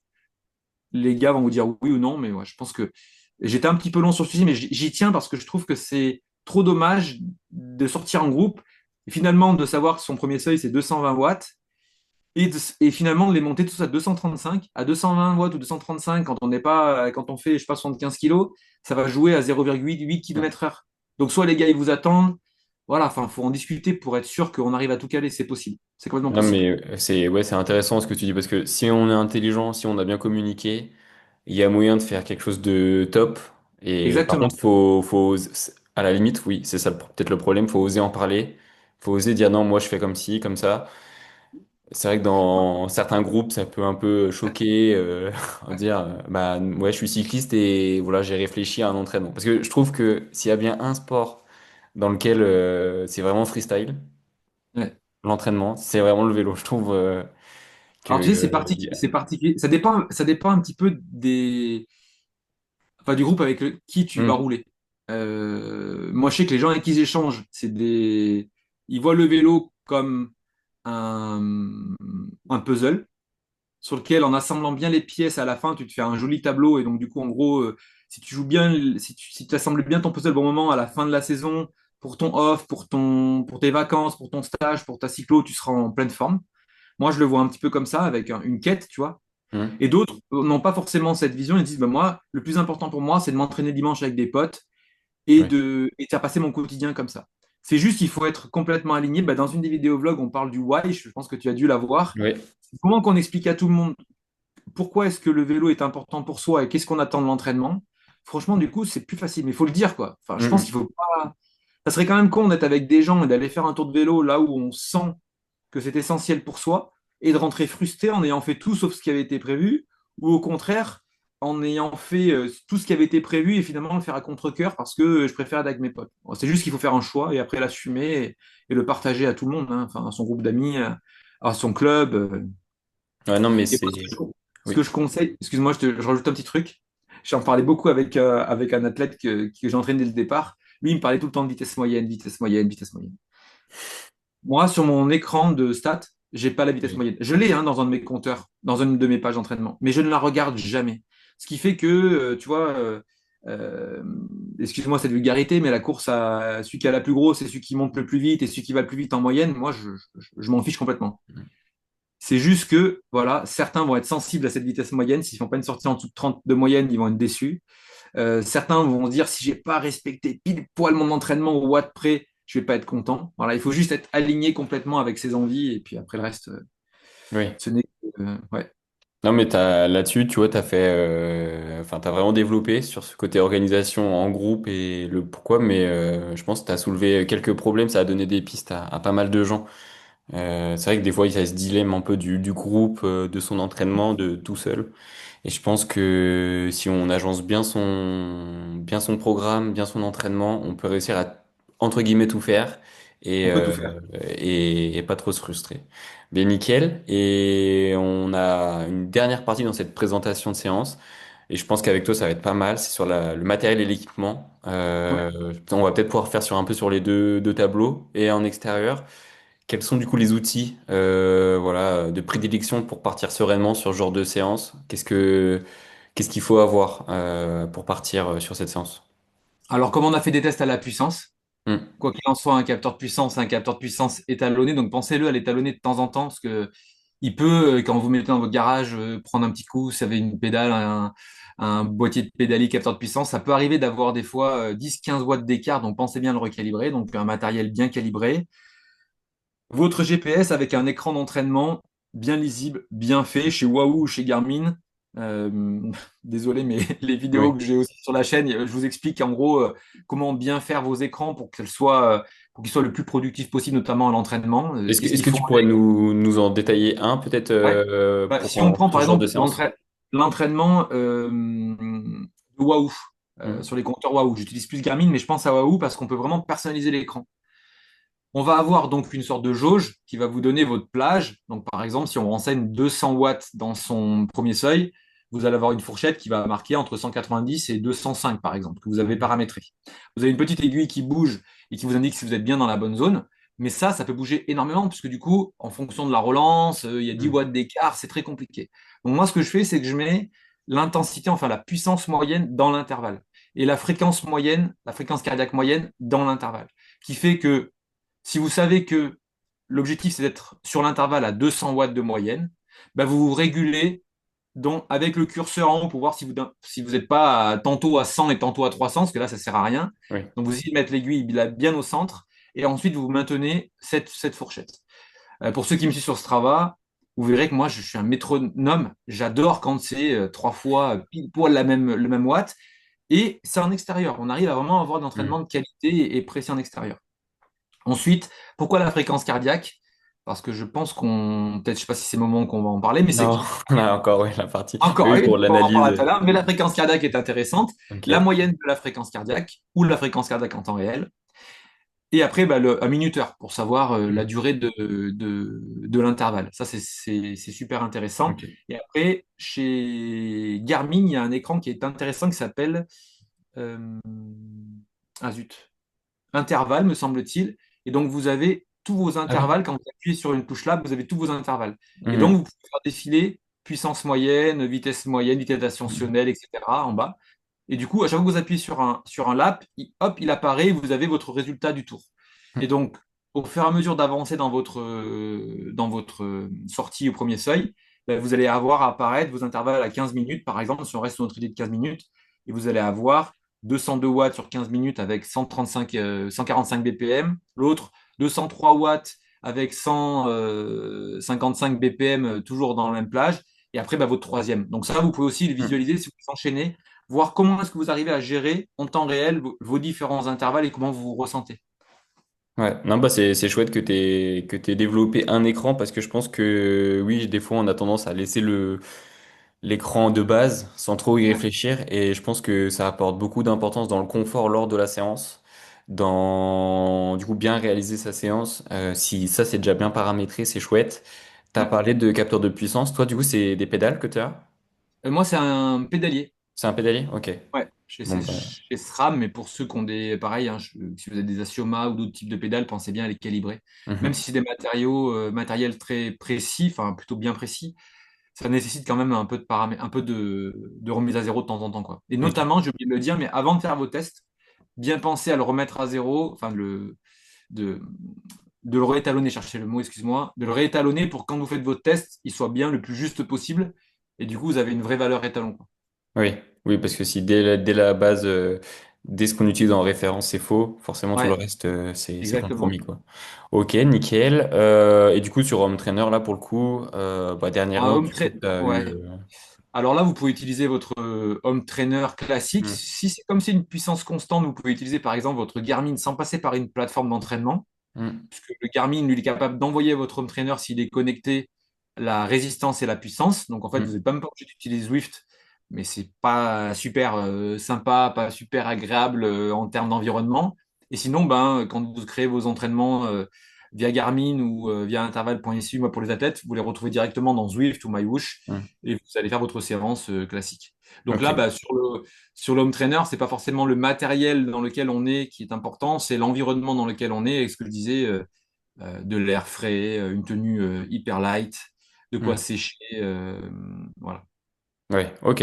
Non, bah écoute, niveau organisation, matos, on n'est pas si mal. On Est-ce que va je peux te avoir. rajouter une petite chose, si tu Ouais, veux bien? carrément. En fait, c'est pas forcément du matériel, mais on n'en a pas parlé. L'alimentation, Ah, ouais. parce que je pense que c'est hyper important. Alors encore une fois, on parlait tout à l'heure de je mange rien à je mange 90 grammes de Hmm. glucides à l'heure, donc ça sera à vous d'en tirer, je dirais, vos dosages, mais un travail en haute zone 2 ou au premier seuil, ça consomme quand même énormément d'énergie. On a bien sûr l'utilisation de la filière lipidique, mais on commence déjà à consommer une quantité importante de glycogène musculaire, donc le Hmm. foie et les muscles vont déstocker pour aider à produire l'effort. Par contre, il y a une réserve à peu près, je crois que c'est 1 heure ou 1 heure et demie. Donc on comprend bien que si on fait 2 ou 3 heures avec du travail au premier seuil, et que si on mange rien, on va finir sec comme un pruneau. Donc, il faut vraiment vous alimenter à l'effort. Si vous avez jamais rien mangé sur votre vélo, commencez par manger des bananes, une pâte de fruits, des dattes, des abricots secs. Et puis pour ceux qui, comme moi, ont l'habitude de doser leurs glucides et qui les tolèrent bien, ben, par exemple, moi, c'est 70 grammes à peu près de glucides à l'heure pour une séance autour du premier seuil. Alors qu'on va dire qu'en endurance, on peut être entre 40 et 60. Au travail premier seuil, on peut monter à 70 si on veut faire des rapports, hein. Après, si vous êtes donc Oui. à 20 à la base, vous pouvez monter à 40. Vous voyez, c'est juste ce ratio. Ouais, toujours dans une logique de progression. Ouais, On a voilà. dans C'est pour ça l'idée que. que faut manger des glucides, ça peut s'approcher en effet d'un 90, entre 60 Ouais, et 90 grammes à l'heure. Et après, bah oui, à chaque personne de découvrir ses capacités là-dessus, tout en exactement. sachant que c'est quand même en effet important pour et tenir la séance et la récupération, enchaîner les autres séances. Donc, Voilà, donc, si on t'as parle raison. matériel, pour moi, c'est les gourdes pleines avec de la grenadine ou des boissons et les poches bien remplies avec un peu plus que ce qu'il faut parce que si vous décidez justement, parce que vous vous sentez bien, de passer d'un échauffement en zone 1 de la récup en zone 1 et d'un retour au calme en zone 1 à échauffement, récupération entre les intervalles et Hmm. retour au calme en zone 2, la Ouais. consommation d'énergie va être complètement différente. Il faut mieux avoir une banane de plus ou une barre ou un gel de plus pour être sûr de rentrer sans que le vélo paraisse tout mou entre vos jambes. Donc, Ouais. ceux qui ont Ouais, vécu ouais, ça, voilà. ouais, tout le monde l'a vécu, je pense. Tout le monde l'a quand même Tout le monde l'a vécu. vécu.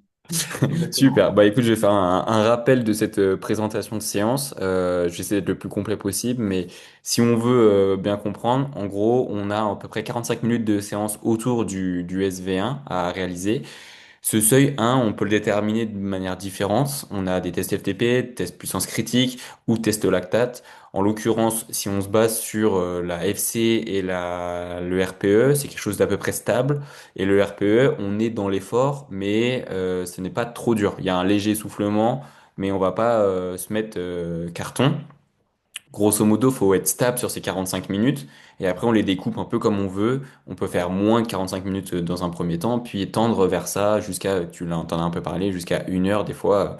Donc, l'important, c'est qu'une fois qu'on a réussi à bien étalonner nos puissances, c'est de les respecter, pas être au-dessus, un peu peut-être en dessous, mais en tout cas respecter les zones. Et après, on peut faire varier la durée des efforts, le nombre de répétitions, et puis aussi jouer sur les temps, les contre-efforts entre guillemets, les temps de récupération. Soit on augmente un peu la puissance, on passe du coup dans du Z2, soit on redescend vraiment en endurance. Donc voilà, il y a plein de façons de faire cette séance-là, mais il faut bien la respecter. Enfin, en fait, il faut avoir compris le thème de la séance, c'est du seuil 1. C'est pas autre chose. Exactement. Donc on respecte Exactement. le seuil 1. Exactement. Est-ce que ça te va en termes de résumé? C'est parfait. C'est d'une limpidité déconcertante. Oula. Ouais, parfait. On va essayer de continuer comme ça alors. Et ben, on passe au déroulement. Je te propose qu'on parte sur toi, comment toi tu te fais ces séances-là. Avant de partir sur ce genre de séance, toi, tu découvres ce genre de séance, tu te les programmes combien de temps à l'avance, comment tu les reçois, comment tu sais que tu dois faire une séance de seuil 1? Alors, j'ai collaboré avec un coach pendant 2 ans, avec Mathieu Lambert de Cyclisme Performance, je pense que vous connaissez pour les amateurs, qui m'a appris, qui m'a fait découvrir toute cette thématique de travail autour du premier seuil, autour des seuils de manière générale, autour du premier seuil. Ensuite, j'ai fait moi-même ma planification pendant 2 ans, dans lequel j'ai intégré énormément de blocs de premier seuil. Ça m'a toujours stimulé, ça va autour du premier seuil. Et là, depuis quelques semaines, je collabore avec Cédric des Watts, qui a aussi une chaîne YouTube, qui est donc le coach là pour mon coach pour la saison à venir. Et donc, du coup, je lui fais confiance pour la planification, pour revenir Oui. il faut rendre à César ce qui appartient à César. Il va pas apprécier que je l'appelle César, mais dans le sens, c'est lui qui va me planifier à bonne échéance. Ben là, tu vois, j'en ai fait un peu à la reprise et là, j'ai vu que c'est intégré dans un blog. Ça fait 4 semaines qu'on travaillait sur du travail de force, de torque, et en dessus du premier seuil avec du travail de tempo. Et là, on va passer à ma première séance. Ça sera un 3 fois 20 minutes au premier seuil dans le bloc suivant. Donc Ok. voilà, soit vous les planifiez vous dans un bloc, soit vous avez la chance d'avoir un entraîneur et il s'occupe de tout et vous discutez avec lui du sens, mais vous lui faites confiance surtout. C'est Hmm. hyper important sur pourquoi est-ce qu'il aimait à tel moment. Et puis voilà. Ok, bah nickel. Et du coup, quand tu vois se profiler ce bloc de seuil 1, t'es plutôt quoi? T'es plutôt excité ou c'est quelque chose que tu redoutes un peu? Non, non, je suis super excité. L'hiver, ça me permet de passer l'hiver en.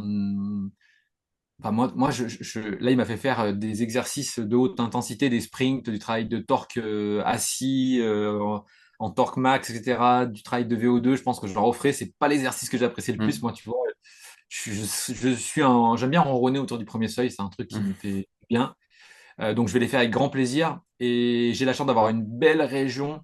Donc, quand arrive le printemps, l'été, que je vois un 3 fois 30 minutes premier seuil, ça veut Ah dire que ouais. je vais me faire 3 beaux cols, tu vois. Donc ça, c'est pour moi la meilleure des sorties. Un 3 fois 30 premier seuil au mois de juin, un samedi matin à départ 7 heures. Ça veut dire que tu vas à Villard-de-Lans, que tu vas voir les gorges de Belle Comble-Laval, bambée. ouais, que tu vas faire une belle sortie, que tu vas faire beaucoup de dénivelé, que tu vas rentrer content mais pas trop fatigué, que tu pourras passer la journée après à faire d'autres choses et tu ne seras pas déglingué Ouais. sur le transat ou sur le canapé, quoi. Donc, Ah, je vois le. Oui, c'est vraiment des profils qu'on aime, ça. Enfin, des sorties qu'on ouais. aime.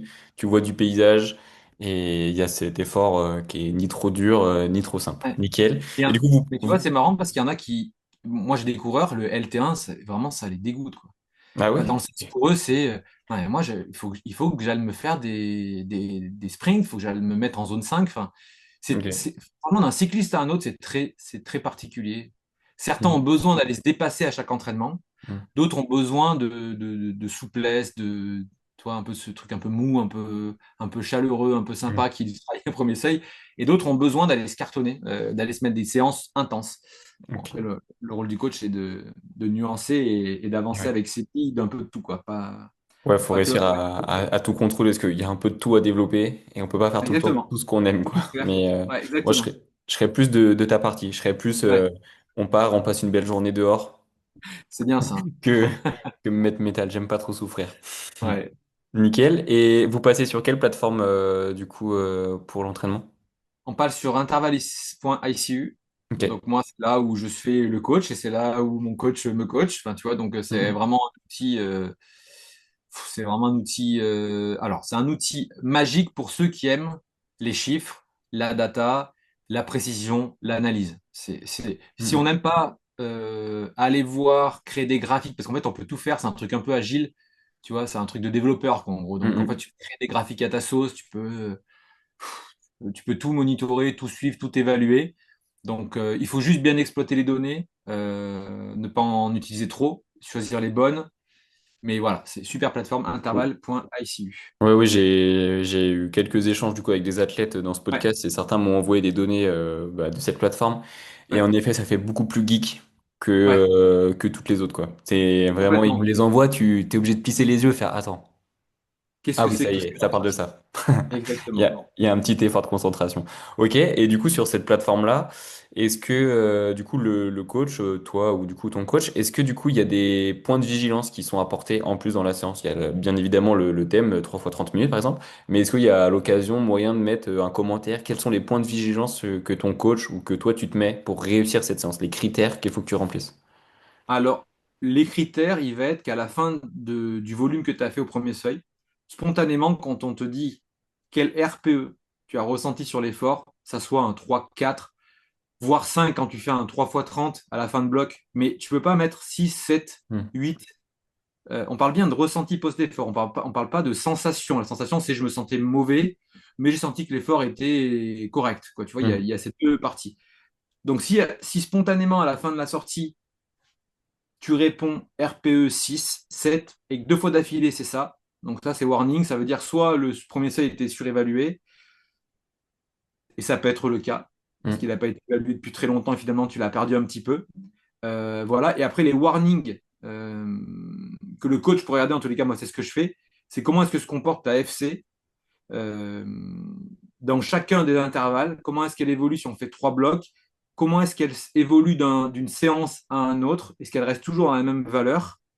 Et ça, c'est ce que permet de faire la plateforme, c'est de comparer une sortie de 3x15 à une autre sortie de 3x15 qui a été faite 6 mois à l'avance et de regarder comment est-ce que ça évolue en termes de watts et de fréquence cardiaque. Donc il y a le RPE d'un côté, et après il y a cette fameuse évolution watt-fréquence cardiaque sur chacun des intervalles entre les séances ou dans la séance entre les blocs d'intensité. Ok, ouais, donc il y a plusieurs choses sur lesquelles il faut faire attention.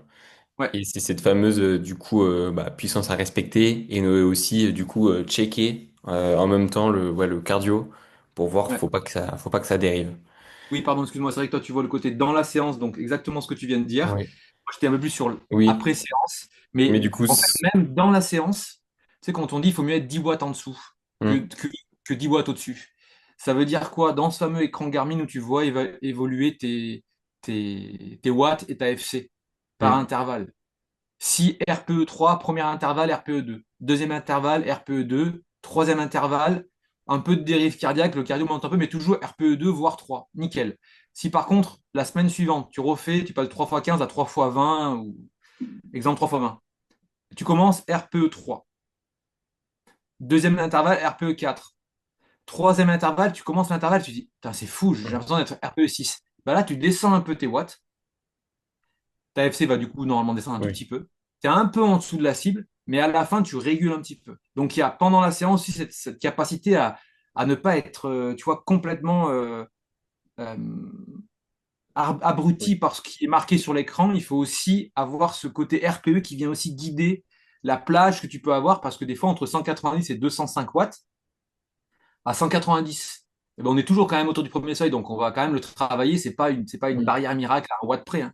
On va toujours être dans ce développement du premier seuil et ça vaudra peut-être le coup sur cette séance, sur le troisième intervalle, de descendre un petit peu pour respecter un RPE qui soit plutôt 3, 4, maximum, allez, maximum 5. Ouais, génial, ouais, parce que t'as totalement raison.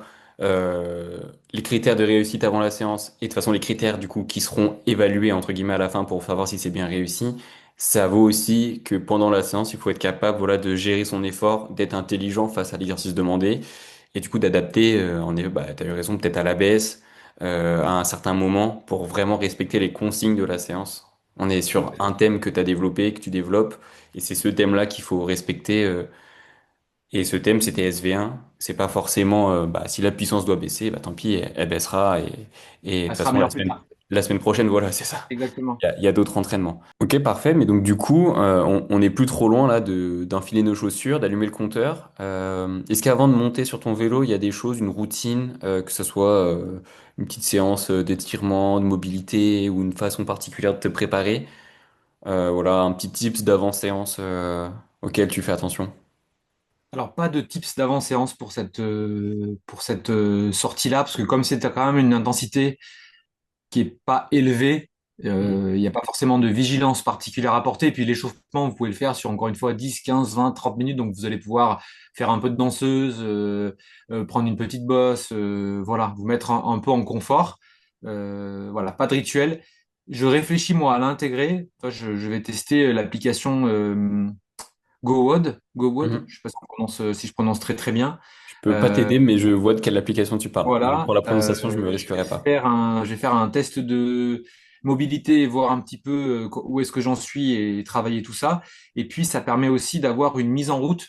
Je sais pas quel est le terme, mais en gros, un exercice post-entraînement qui permet de travailler pour que quand on monte sur le vélo, on soit rapidement efficient et en confort. Donc voilà, peut-être que pour ceux qui l'utilisent, vous pouvez peut-être utiliser ça, mais c'est pas une sortie très intense, enfin très intense. On va pas commencer par 10 minutes, puis après se mettre un 10 fois 30-30 avec un échauffement très compliqué. Donc, du coup, pour moi, il n'y a pas une vigilance particulière. Ok, parfait. Bah, écoute, on part, du coup, compteur allumé, calibrage des pédales ou du pédalier fait, écran de données préparé, circuit préparé, nutrition préparée. Donc, ça fait Exactement. déjà beaucoup de choses à faire, mais on Ouais, ouais. part.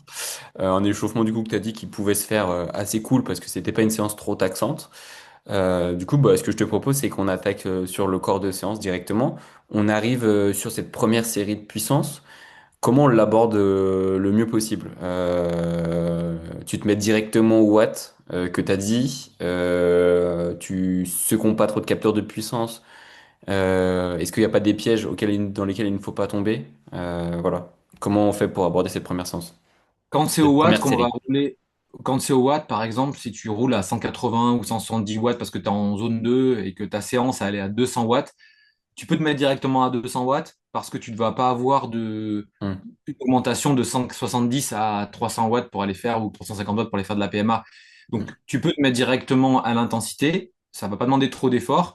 Faut juste, pardon, bien être attentif à la bonne cadence. Tu vois, je pense il faut se mettre en aisance parce que des efforts quand même qui sont longs, 15 minutes, 20 minutes, 30 Hmm. minutes pour certains. Donc, faut bien régler son braquet. Donc, pour la puissance, c'est assez simple, hein. Vous avez votre fourchette. Gardez en tête toujours un peu en dessous qu'un peu en dessus. Donc, voilà, si par exemple c'est 200 watts, bah, commencez par du 192 ou 195 watts et puis vous peaufinez un petit peu. Et c'est là encore une fois où la moyenne de puissance Hmm. sur l'intervalle va être intéressante pour pas faire des pics hauts et bas en termes de puissance. Et puis utiliser pour la fréquence cardiaque, effectivement, c'est plus compliqué parce que assez compliqué, c'est même presque quasiment impossible. Hmm. Je vais vous dire pourquoi. Tu vois, là ce matin, je me suis réveillé, j'ai bien dormi, j'ai bu 2 cafés, là je suis un peu excité pour le podcast, etc. Je vais partir peut-être à une heure qui n'est peut-être pas mon heure d'entraînement habituelle. Si j'ai que de la fréquence cardiaque, aussi bien je vais démarrer, je vais monter sur le vélo, je vais Hmm. peut-être avoir 15 pulses de plus. Hmm. Et si j'identifie que mon premier seuil était par un test qui serait un test avec ma fréquence cardiaque liée à mon RPE à 150 RPM, bah, peut-être que j'y serai très très vite à 150 RPM. RPM, pardon. Oui, BPM, ouais. excusez-moi. BPM, fréquence cardiaque. Et puis peut-être lundi prochain, parce que j'aurais fait un gros bloc d'entraînement le week-end, si je le fais avec ma fréquence cardiaque, eh ben, j'aurai du mal même à monter à 150 et je vais continuer à mettre plus de vitesse, plus d'intensité. Je vais être très essoufflé. Mon cœur va avoir du mal à monter parce que je serai fatigué et du coup, ça va être très improductif. Le mieux, c'est d'aller faire, si vous n'avez pas de capteur de puissance, une sorte je sais pas, voyez-vous de haut avec une sorte Mm. de vision externe de vous en train de pédaler. Dites-vous, est-ce que vous êtes en haut d'une zone 2?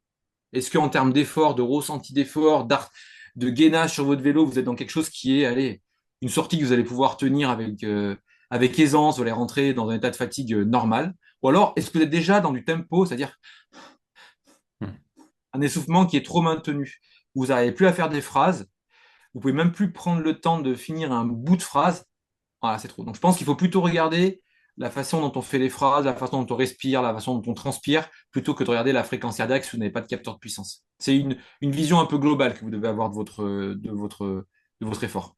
Ah, c'est un super retour que tu fais là-dessus, ouais. Vraiment dézoomer, se regarder, s'analyser à 360 en termes de sensations, de position, d'effort, voilà, pour en effet essayer d'être au mieux dans la zone. C'est vrai que Exactement.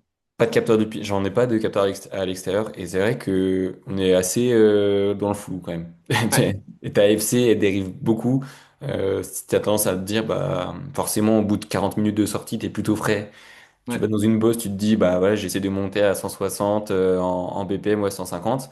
Tu peux aller te mettre pas mal de puissance et la série d'après, tu seras à 150, mais la puissance, ça sera pas du tout la même, quoi. Donc c'est vrai que c'est compliqué de faire des ouais, choses très calibrées. ouais. La petite astuce que je peux te donner, si tu n'as pas de capteur de puissance, et si tu fais du travail au premier seuil, essaye d'identifier une bosse qui te permet de faire soit 15, soit 20, soit 30 minutes de premier seuil. Tu la montes, enfin, tu la connais et tu te connais. Ça veut dire que en démarrant, quand tu démarres ton compteur, c'est habituellement quand tu démarres ton compteur, tu vois 75 BPM. Ou si là, quand tu démarres pour aller faire la jonction dans un endroit où habituellement tu es à 130 BPM, là tu es à 80, je dis n'importe quoi, hein, à 110. Bon, dis-toi qu'aujourd'hui, il va falloir être vigilant sur ta fréquence cardiaque. Mhm. Si par contre, dans tes parcours, tu as toujours une partie pour aller chercher cette bosse qui est quasiment la même, tu te rends compte qu'au bout de 10 bornes, tu es à 30 minutes comme d'habitude, que ta Oui. fréquence cardiaque, elle est bonne, bah voilà, tu peux faire confiance à ta fréquence cardiaque après. Mais peut-être que l'échauffement permettrait à ceux qui n'ont pas de capteur de puissance de faire une sorte d'étalonnage. C'est là où il faut prendre peut-être un peu plus le temps Mhm. de regarder un petit peu ces datas avant de faire confiance plus à son souffle et son RPE quand on est dans l'effort et un peu moins regarder l'AFC. Mhm. Ouais, nickel. Non, bah, franchement, c'est des bonnes pistes que t'as données. Je pense que ça peut donner des bons repères. Ok, on est dans cette série-là, dans cette première série. Niveau vélo, niveau position sur le vélo, est-ce que ça vaut le coup de travailler, je sais pas, des fois en danseuse, des fois assis tu parlais notamment un peu de gainage sur le vélo. Voilà, c'est quoi les points de vigilance? Parce que c'est, comme tu disais, c'est pas un effort trop dur, mais on est quand même dans l'effort. Et c'est potentiellement un effort qu'on tiendra lorsqu'on fera des cyclos, lorsqu'on voudra performer. Du coup, est-ce qu'il y a des consignes un peu particulières pour bien gérer? Je dirais que ce que tu viens de dire va m'aider à donner la conclusion à cette question, enfin la réponse à cette question, c'est vous allez certainement faire ça pour travailler votre endurance pour une cyclo ou pour des sorties très très longues entre potes. Donc si dans les sorties longues ou dans les cyclos, vous imaginez que vous allez tout le temps assis, parce que c'est votre manière de pédaler, ben, ne changez pas. Si vous imaginez que dans les cyclos sportifs, vous avez besoin de faire et de la danseuse pour vous soulager un petit peu et du aéro, parce qu'à un moment donné, il va falloir rouler en aéro pour ne pas lâcher les roues et relever un peu la tête parce que vous allez quand même, quoi qu'il en soit, faire du premier seuil, mais vous êtes un cyclotouriste plus qu'un cyclosportif et du coup, vous allez contempler plus le paysage. Voilà. Répétez un peu ce que vous allez faire en allure de course ou en position de course. Ne cherchez pas à travailler une autre qualité que travailler son premier seuil. C'est pas là où on va travailler une sorte de force, tu vois, en baissant sa cadence. C'est pas là où on va se contraindre trop à travailler sur de l'aéro. Moi, je dirais que pour travailler l'aéro, par exemple, mieux vaut faire une sortie de zone 2 stricte en étant vraiment juste en dessous de la zone 2 et en la tenant pendant 1 heure et demie ou 2 heures sans baisser et dans un itinéraire assez plat et vallonné pour vraiment garantir sa position, essayer Mhm. d'être le plus aéro possible, le moins de watts possible, le plus économique. Mais dans les séances au premier seuil, pas de recommandations particulières en termes d'autres vigilances que de tenir ce Mhm. premier seuil, que ce soit la puissance ou RPE FC, quoi. Ok, ouais, on évite de se perdre dans trop d'autres choses Exactement. et on se concentre. Ok, ouais, Focus sur c'est. votre intensité ou votre RPE. Ok, nickel, parfait. Et donc après, bah, on termine cette première répétition, cette première série là. On arrive sur la période de récupération. Tu l'as déjà un peu dit dans la présentation. Soit on est plutôt avancé dans l'entraînement, on est en canne, on se permet de rester potentiellement à des bonnes valeurs zone 2. Soit on peut redescendre un peu plus bas. Peut-être que, imaginons là, pendant cette première série, on imagine que se passe pas super bien. Ouais, du coup, on en profite pour vraiment bien baisser dans cette Ouais, période de récup. on en profite pour être.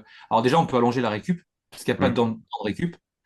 Donc on peut allonger la récup et la faire plus longtemps. On se pose aussi la question de savoir si on a bien mangé, hmm, si on a pris le temps de s'hydrater et de s'alimenter juste avant de faire cette première intervalle, parce que si on a déjà roulé 30 minutes en disant bah, je mangerai après l'intervalle et finalement on se rend compte que l'on n'a pas mangé, ça fait donc 45 minutes plus 15 minutes hmm. en intensité premier seuil, forcément qu'il va manquer un peu de gaz à la fin de la première série. Voilà. De là, à aller baisser tout de suite l'intensité, moi je dirais que le deuxième intervalle, il faut quand même essayer de tenter de partir sur les mêmes bases. Des fois, tu sais, le premier intervalle, il peut des fois être un peu difficile. Le deuxième, tu te dis, oh, c'est bizarre, ça va mieux. Puis finalement, tu finis à la fin, tu te sens voler. Juste Mhm. parce que ton petit déjeuner, tu l'avais pas digéré, parce que tu n'étais pas forcément chaud, etc. Enfin, voilà. Donc, il faut se laisser le deuxième intervalle. Et par contre, dans le deuxième intervalle, il faut pas hésiter à baisser un tout petit peu les watts et essayer de garder le volume estimé au premier seuil. Encore une fois, comme on n'est pas sur un travail de VO2 max, il faut atteindre un niveau de VO2 pour être dans la performance et le maintenir le plus longtemps possible. Là, on sait que qu'on fasse 42 minutes ou 35, on aura toujours fait une sortie avec une thématique premier seuil. Ce Ouais, qu'il ouais. faudrait, c'est ne pas la bâcher, quoi. Hmm. Essayer de conserver en baissant un peu l'intensité, viser de la finir proche de la durée estimée, proche de l'effort estimé. Voilà. Ça serait trop Ok. dommage de rentrer en disant, bon, j'ai fait qu'une fois 15 minutes, sans avoir tenté de baisser un peu les watts sur la troisième ou sur la deuxième éventuellement. Ok. Non, mais c'est important là ce que tu nous dis, ouais, de le gérer, comment le gérer, Mm. qu'on soit en forme ou pas. Enfin, quand on est en forme, c'est pas trop compliqué. On met des watts, on maintient, mais quand on n'est pas en forme, ça vaut quand même le coup, ouais, de tenter, peut-être d'ajuster, mais toujours tenter parce que bah oui, la séance, elle a le thème et il faut essayer de le respecter. Nickel. On n'est pas si mal que ça. Si j'avais une petite question peut-être, est-ce que tu surveilles la cadence ou peut-être même pas parce qu'en effet, tu peux faire du SV1 en Ouais. force. Ouais, en danseuse, pour ceux qui aiment bien monter les Mhm. bosses en danseuse, ils vont le faire en danseuse. Donc non, je regarde pas forcément la cadence. La cadence qui est intéressant pour ceux qui se connaissent, enfin, je pense que pour ceux qui se connaissent bien, ils savent à un moment donné quand la cadence est bonne et qu'ils Mhm. sont en forme. Donc moi, en fait, Oui. je connais quelle est ma cadence moyenne de manière générale. Et donc, si je pars et que je suis en dessus de 85 RPM et que ça tourne tout seul et que les watts sortent, pour moi, ça veut dire que ça sera une bonne séance. Tu vois que j'ai pas de sensation de faiblesse, mes jambes tournent bien, je suis pas obligé de regarder tout le temps si ma cassette est dans la bonne vitesse, ça tourne tout seul, peu importe ce que je mets, c'est que c'est plutôt bon signe pour la séance. Donc, c'est plutôt un indicateur en début de séance pour savoir si la séance va être. Enfin, ne prenez Mhm. pas ça pour argent comptant, mais c'est un indicateur. Voilà. Oui. Je peux me permettre juste de revenir sur ce que tu as évoqué tout à l'heure. Tu m'as parlé de si on ne se sent pas très bien. Oui. Je voulais juste te dire aussi si on se sent très bien. Oui. Ok. Ouais, carrément. Tu veux Vas-y, bien. je te laisse la main. Imagine-toi, tu pars, tu as 3 fois 15 minutes au premier seuil. Donc, tu as un volume à 45 minutes. Je sais pas, ça fait deux trois entraînements que tu rentres qui se passent très bien. Tu te sens bien, tu es heureux dans ta vie, tu as du temps devant toi et tu te sens bien. Ne vous empêchez pas de faire plus. Mhm. Si vous vous sentez bien sur l'instant et que vous avez une charge qui est correcte, vous n'êtes pas au taquet de la charge, parce que vous êtes au taquet de la charge, d'aller rajouter une fois 15 minutes, vous allez peut-être vous mettre dans un état qui va vous éviter, enfin, qui va vous embêter pour récupérer pour les prochaines séances. Mais si vous vous sentez bien que vous avez un peu de marge dans votre charge d'entraînement, eh ben vous pouvez rajouter et faire finalement 15-15 et 25 minutes. Mhm. 15-15 et 15 et 10 minutes à la fin. Vous Ouais. pouvez rajouter, c'est pas perdu. Ça ne veut pas dire qu'à la prochaine entraînement, vous allez être obligé de repartir de cette base-là pour à nouveau en remettre. Ça veut dire que sur l'instant, vous vous sentiez bien. On prend, tout ce qui est pris n'est pas à prendre en entraînement. Et je Ouais. pense qu'il faut savoir s'écouter un petit peu. Et dans un cas où c'est plus faible, on est en dessous de l'intensité. Dans un cas où on est plus fort, on ne rajoute pas de l'intensité. Pour moi, ça n'a aucun intérêt sur le travail au premier seuil, d'ailleurs même dans les autres intervalles.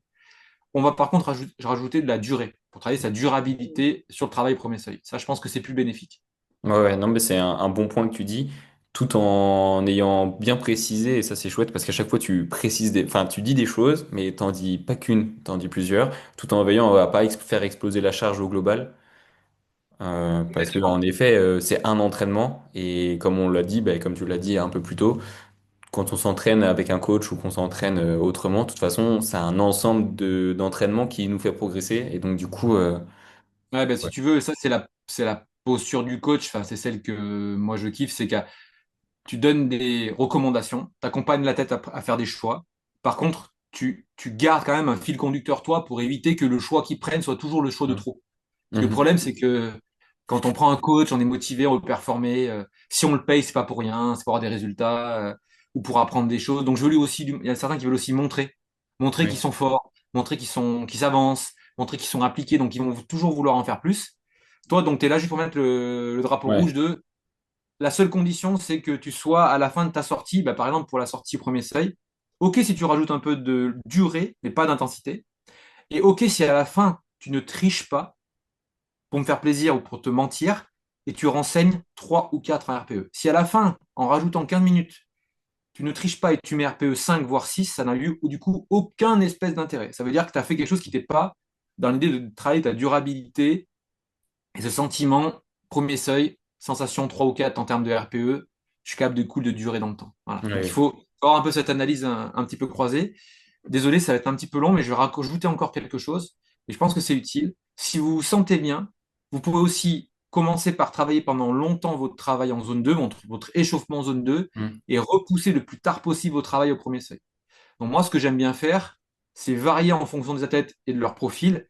Soit c'est athlètes un peu débutants et du coup, on fait en début de séance, on imagine qu'on met 15 minutes d'échauffement et le travail au premier seuil, et après ils rajoutent, s'ils le peuvent, le volume à la fin, éventuellement en zone 1, zone 2, avec un peu de marge de manœuvre.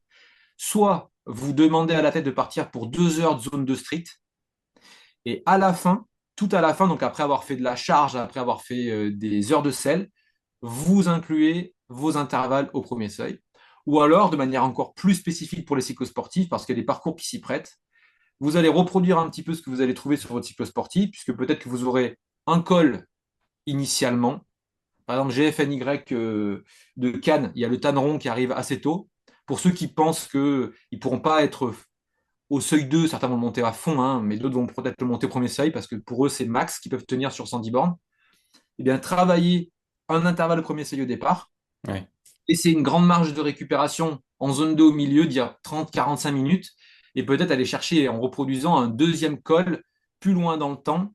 Voilà. Donc on pourrait très bien avoir une séance qui ferait 1h30 zone 2, 20 minutes premier seuil, 2 heures zone 2, 40 minutes zone 1. On a toujours 60 minutes de travail à premier seuil, mais on vient essayer de se calquer sur les éventuelles allures de course ou les éventuelles stratégies de ce que va reproduire l'athlète dans son parcours, dans son off ou sa grosse sortie entre amis.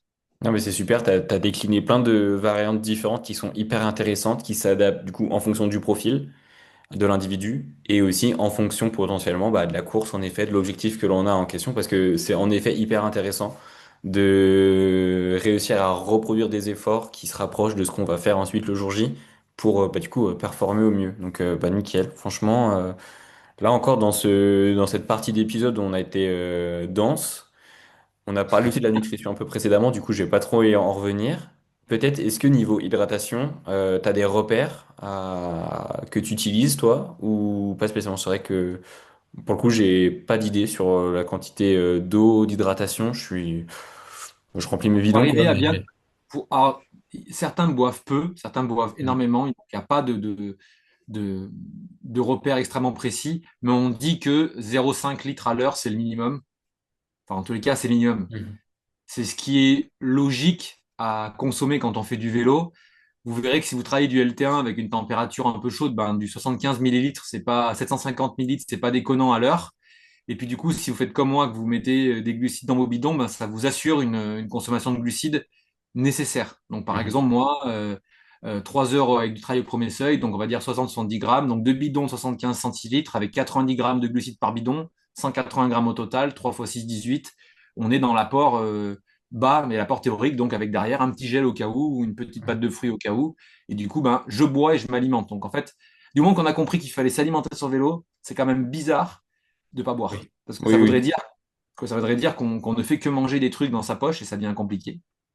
Voilà. Après, bien sûr, si vous êtes sur un intérieur, sur un intérieur, il faut avoir 4 gourdes, quoi. Enfin, si vous Oui, faites oui. 3 heures et le terrain, il faut avoir 2 litres de flotte. Et puis après, vous voyez peut-être que vous n'allez pas forcément boire 2 litres, mais vous vous adapterez avec Oui, l'instant. oui. Oui, peut-être on peut mettre ça en évidence, c'est qu'à l'intérieur, on suit beaucoup plus. Yes. Et du coup, être cohérent par rapport à ça, peut-être boire un peu plus. Je Ouais. sais pas Boire un si peu on plus peut avant et surtout prévoir. boire beaucoup après. Hmm. Ouais. Bouteille de ceinture avec ou des électrolytes après, boire 1,5 litre, vous allez voir que vous allez le torcher très Hmm. très vite. Et il faut pas, enfin vraiment, faut vraiment boire après des intensités en intérieur. C'est là où justement on récupère bien et qu'on peut enchaîner en intérieur. Ouais. Oui, et puis je pense que l'expérience vélo sur le moment passe mieux aussi, Exactement. en buvant quoi. Ouais, tout à Ni- fait. Nickel, franchement, sur ce déroulement de séance, on n'est pas si mal. Je m'imagine arriver sur la fin. Voilà, finalement, cette séance, qu'est-ce qui est le plus dur selon toi?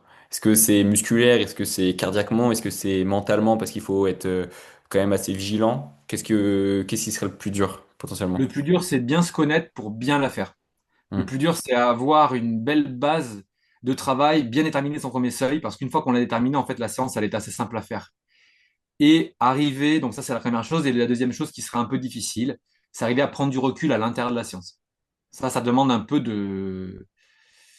Tu sais, tout à l'heure, je te disais se voir un peu, sortir de son corps, là, se Hmm. voir de manière haute. Enfin, je sais pas si c'est évident pour tout le monde, mais c'est pas être con et regarder son compteur, c'est prendre un peu de recul, se dire est-ce que je suis bien dans la. Est-ce que l'intention est bonne? Est-ce que mon RPE est bon? Est-ce que ce que je vais faire est intelligent? Et est-ce que je dois pas la réadapter? Ça, c'est pour moi le plus dur. Finalement, le reste, c'est pas un effort compliqué. Hmm. Voilà, je Ouais. pense que la difficulté, c'est de bien calibrer et de bien se sentir dans le bon dosage en termes de durée d'effort et d'intensité de l'effort autour du premier seuil. Ouais, avoir compris la philosophie de la séance, être dans le bon thème, Ouais, sans en avoir rajouté trop, sans en avoir rajouté pas assez. Et ouais, ça te demande de se connaître en effet et de bien exactement. l'appliquer. Nickel. Vu que l'échauffement, tu avais dit que c'était quelque chose voilà, de progressif, on arrivait jusqu'à notre valeur un peu de seuil 1. Pour le retour au calme, je suppose que c'est un peu pareil. On rentre à la maison sans trop se prendre la tête. Il n'y a pas de consigne Exactement. particulière. On a fait le travail, soit on a ajouté du temps avant, soit du temps après, mais on rentre quoi. Exactement, on rentre. Typiquement, vous êtes en forme, vous voulez mettre de la charge, vous rentrez bien trois quarts de la haute, enfin trois quarts de la zone 2. Si vous vous sentez fatigué, moulinez, descendez des Mhm. vitesses, montez des vitesses et rentrez tranquillement. Voilà, on adapte le retour au calme aussi.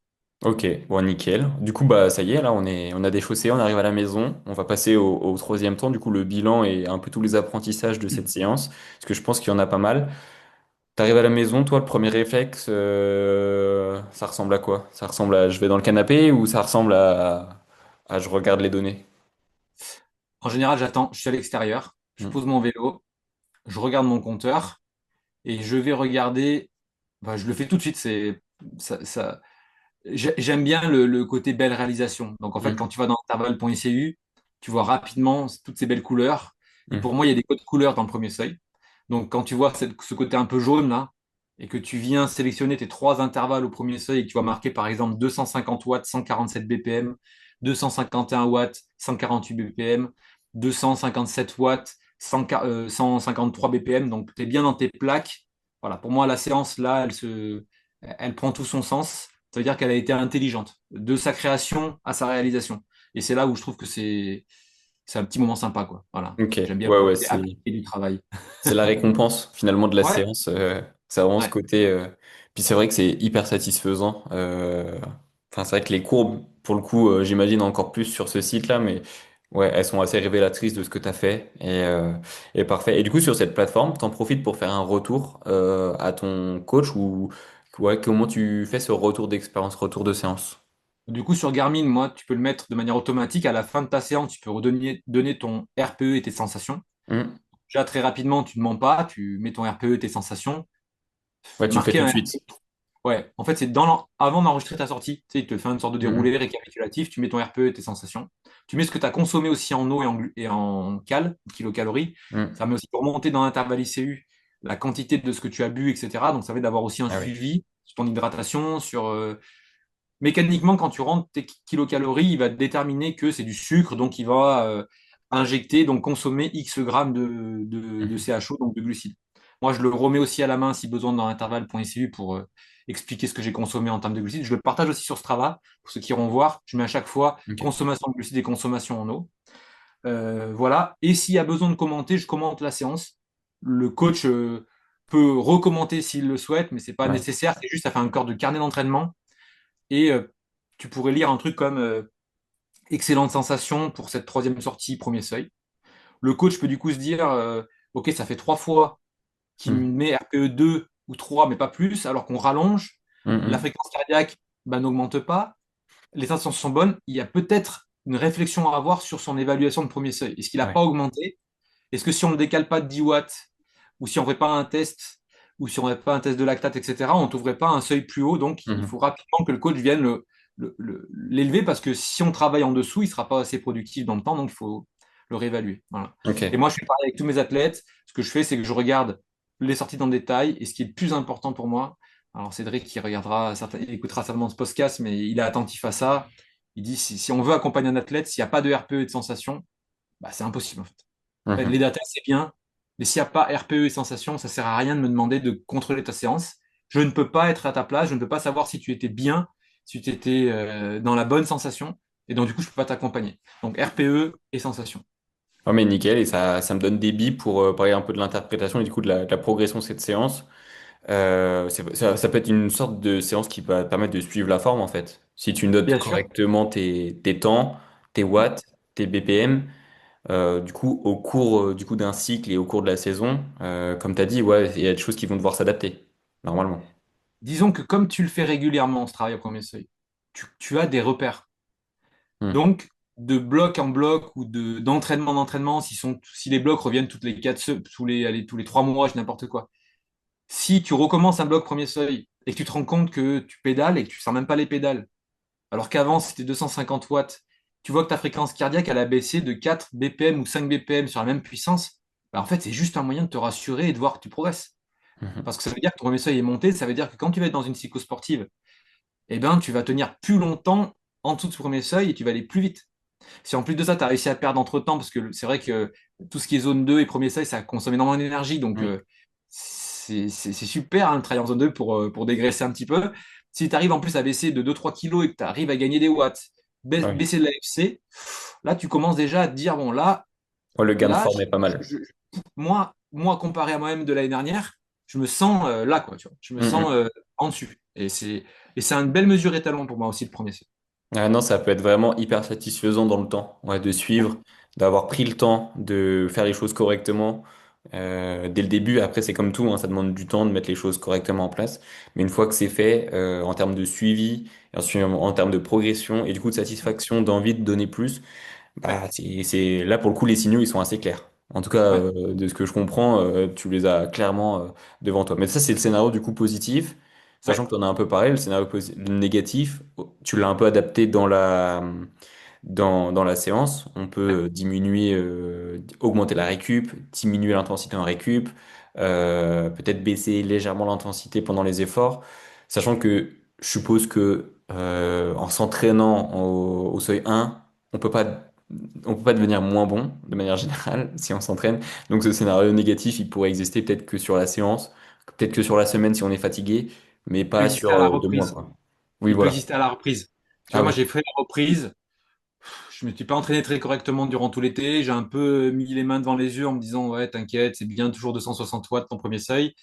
J'ai fait des entraînements en bord de mer là-bas en 3x15, mon cardio monté, 160 BPM, 162 BPM. Je me suis dit, bon, ouais, c'est parce que c'est la reprise. Oui, d'accord, c'était une partie de la reprise, mais c'est Mhm. surtout que j'avais perdu mon premier seuil. C'est que Oui. j'avais pas assez travaillé, que je m'étais entraîné un peu de manière plus intuitive, qu'à mon âge, bah, s'entraîner de manière intuitive, c'est pas forcément comme ça qu'on conserve un niveau de performance élevé. Mm. Et donc, bah, il avait baissé de 10-15 watts.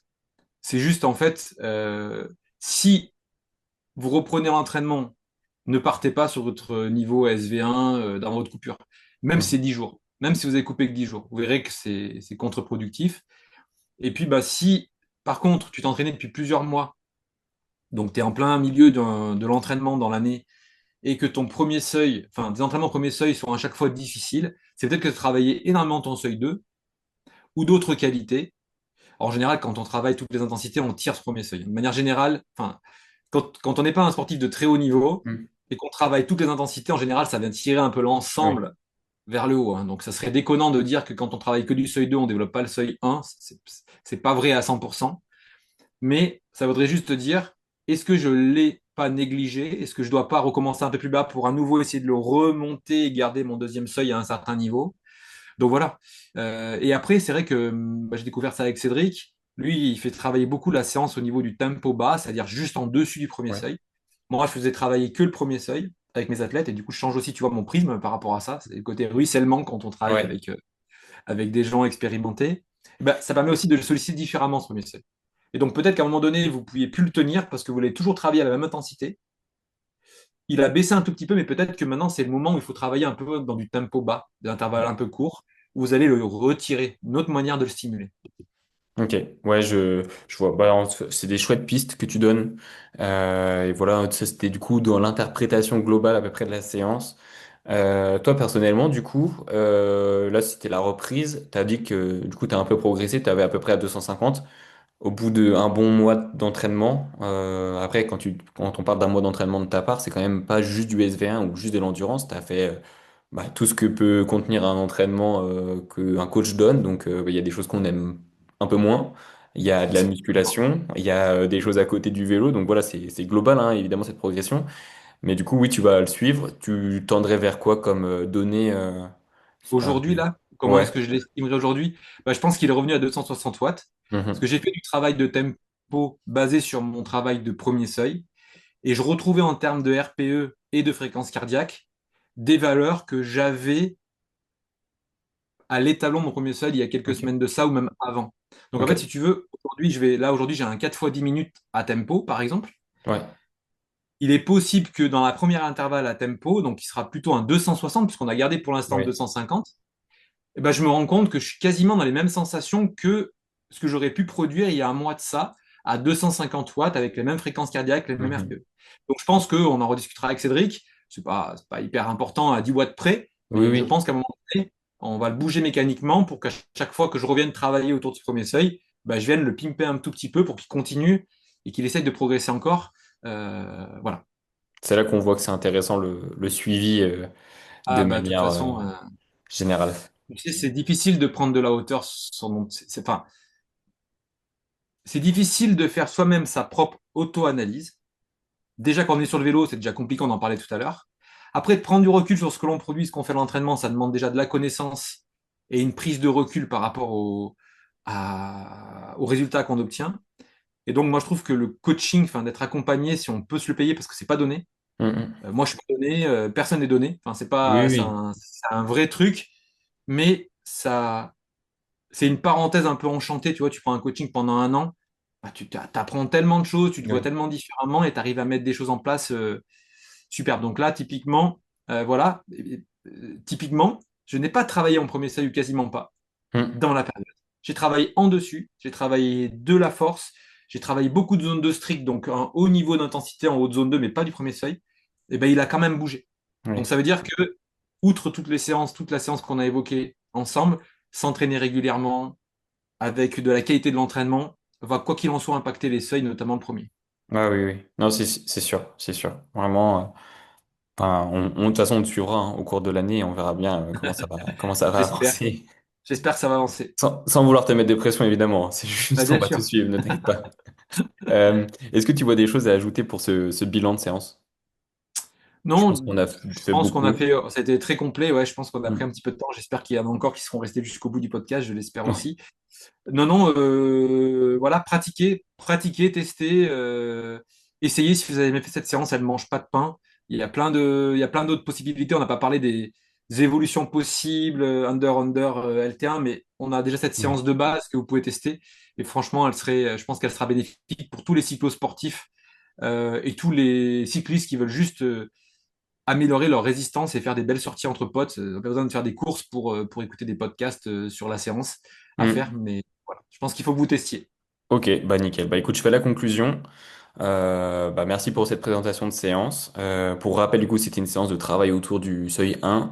Ce seuil 1, on peut le décliner de plein de manières différentes en termes de durée, en termes de répétition. L'idée, c'est de faire 45 minutes de volume autour du coup de ce seuil 1. Attention, on parle bien autour de ce seuil 1. Quand on dit autour de manière précise, c'est plutôt ce seuil 1, peut-être un peu en dessous en fonction des sensations, mais on ne va pas au-dessus. C'est un autre travail, c'est d'autres séances. Donc voilà, on fait attention. Si on se sent bien, on peut augmenter la puissance sur les intervalles entre les intervalles plutôt.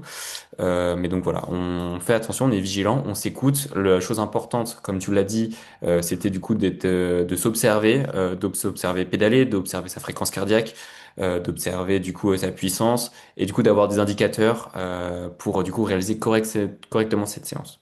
Franchement, elle s'adresse à tous les cyclistes, peut-être même à tous les sportifs. Tu parlais au début de ta présentation que tu faisais du trail.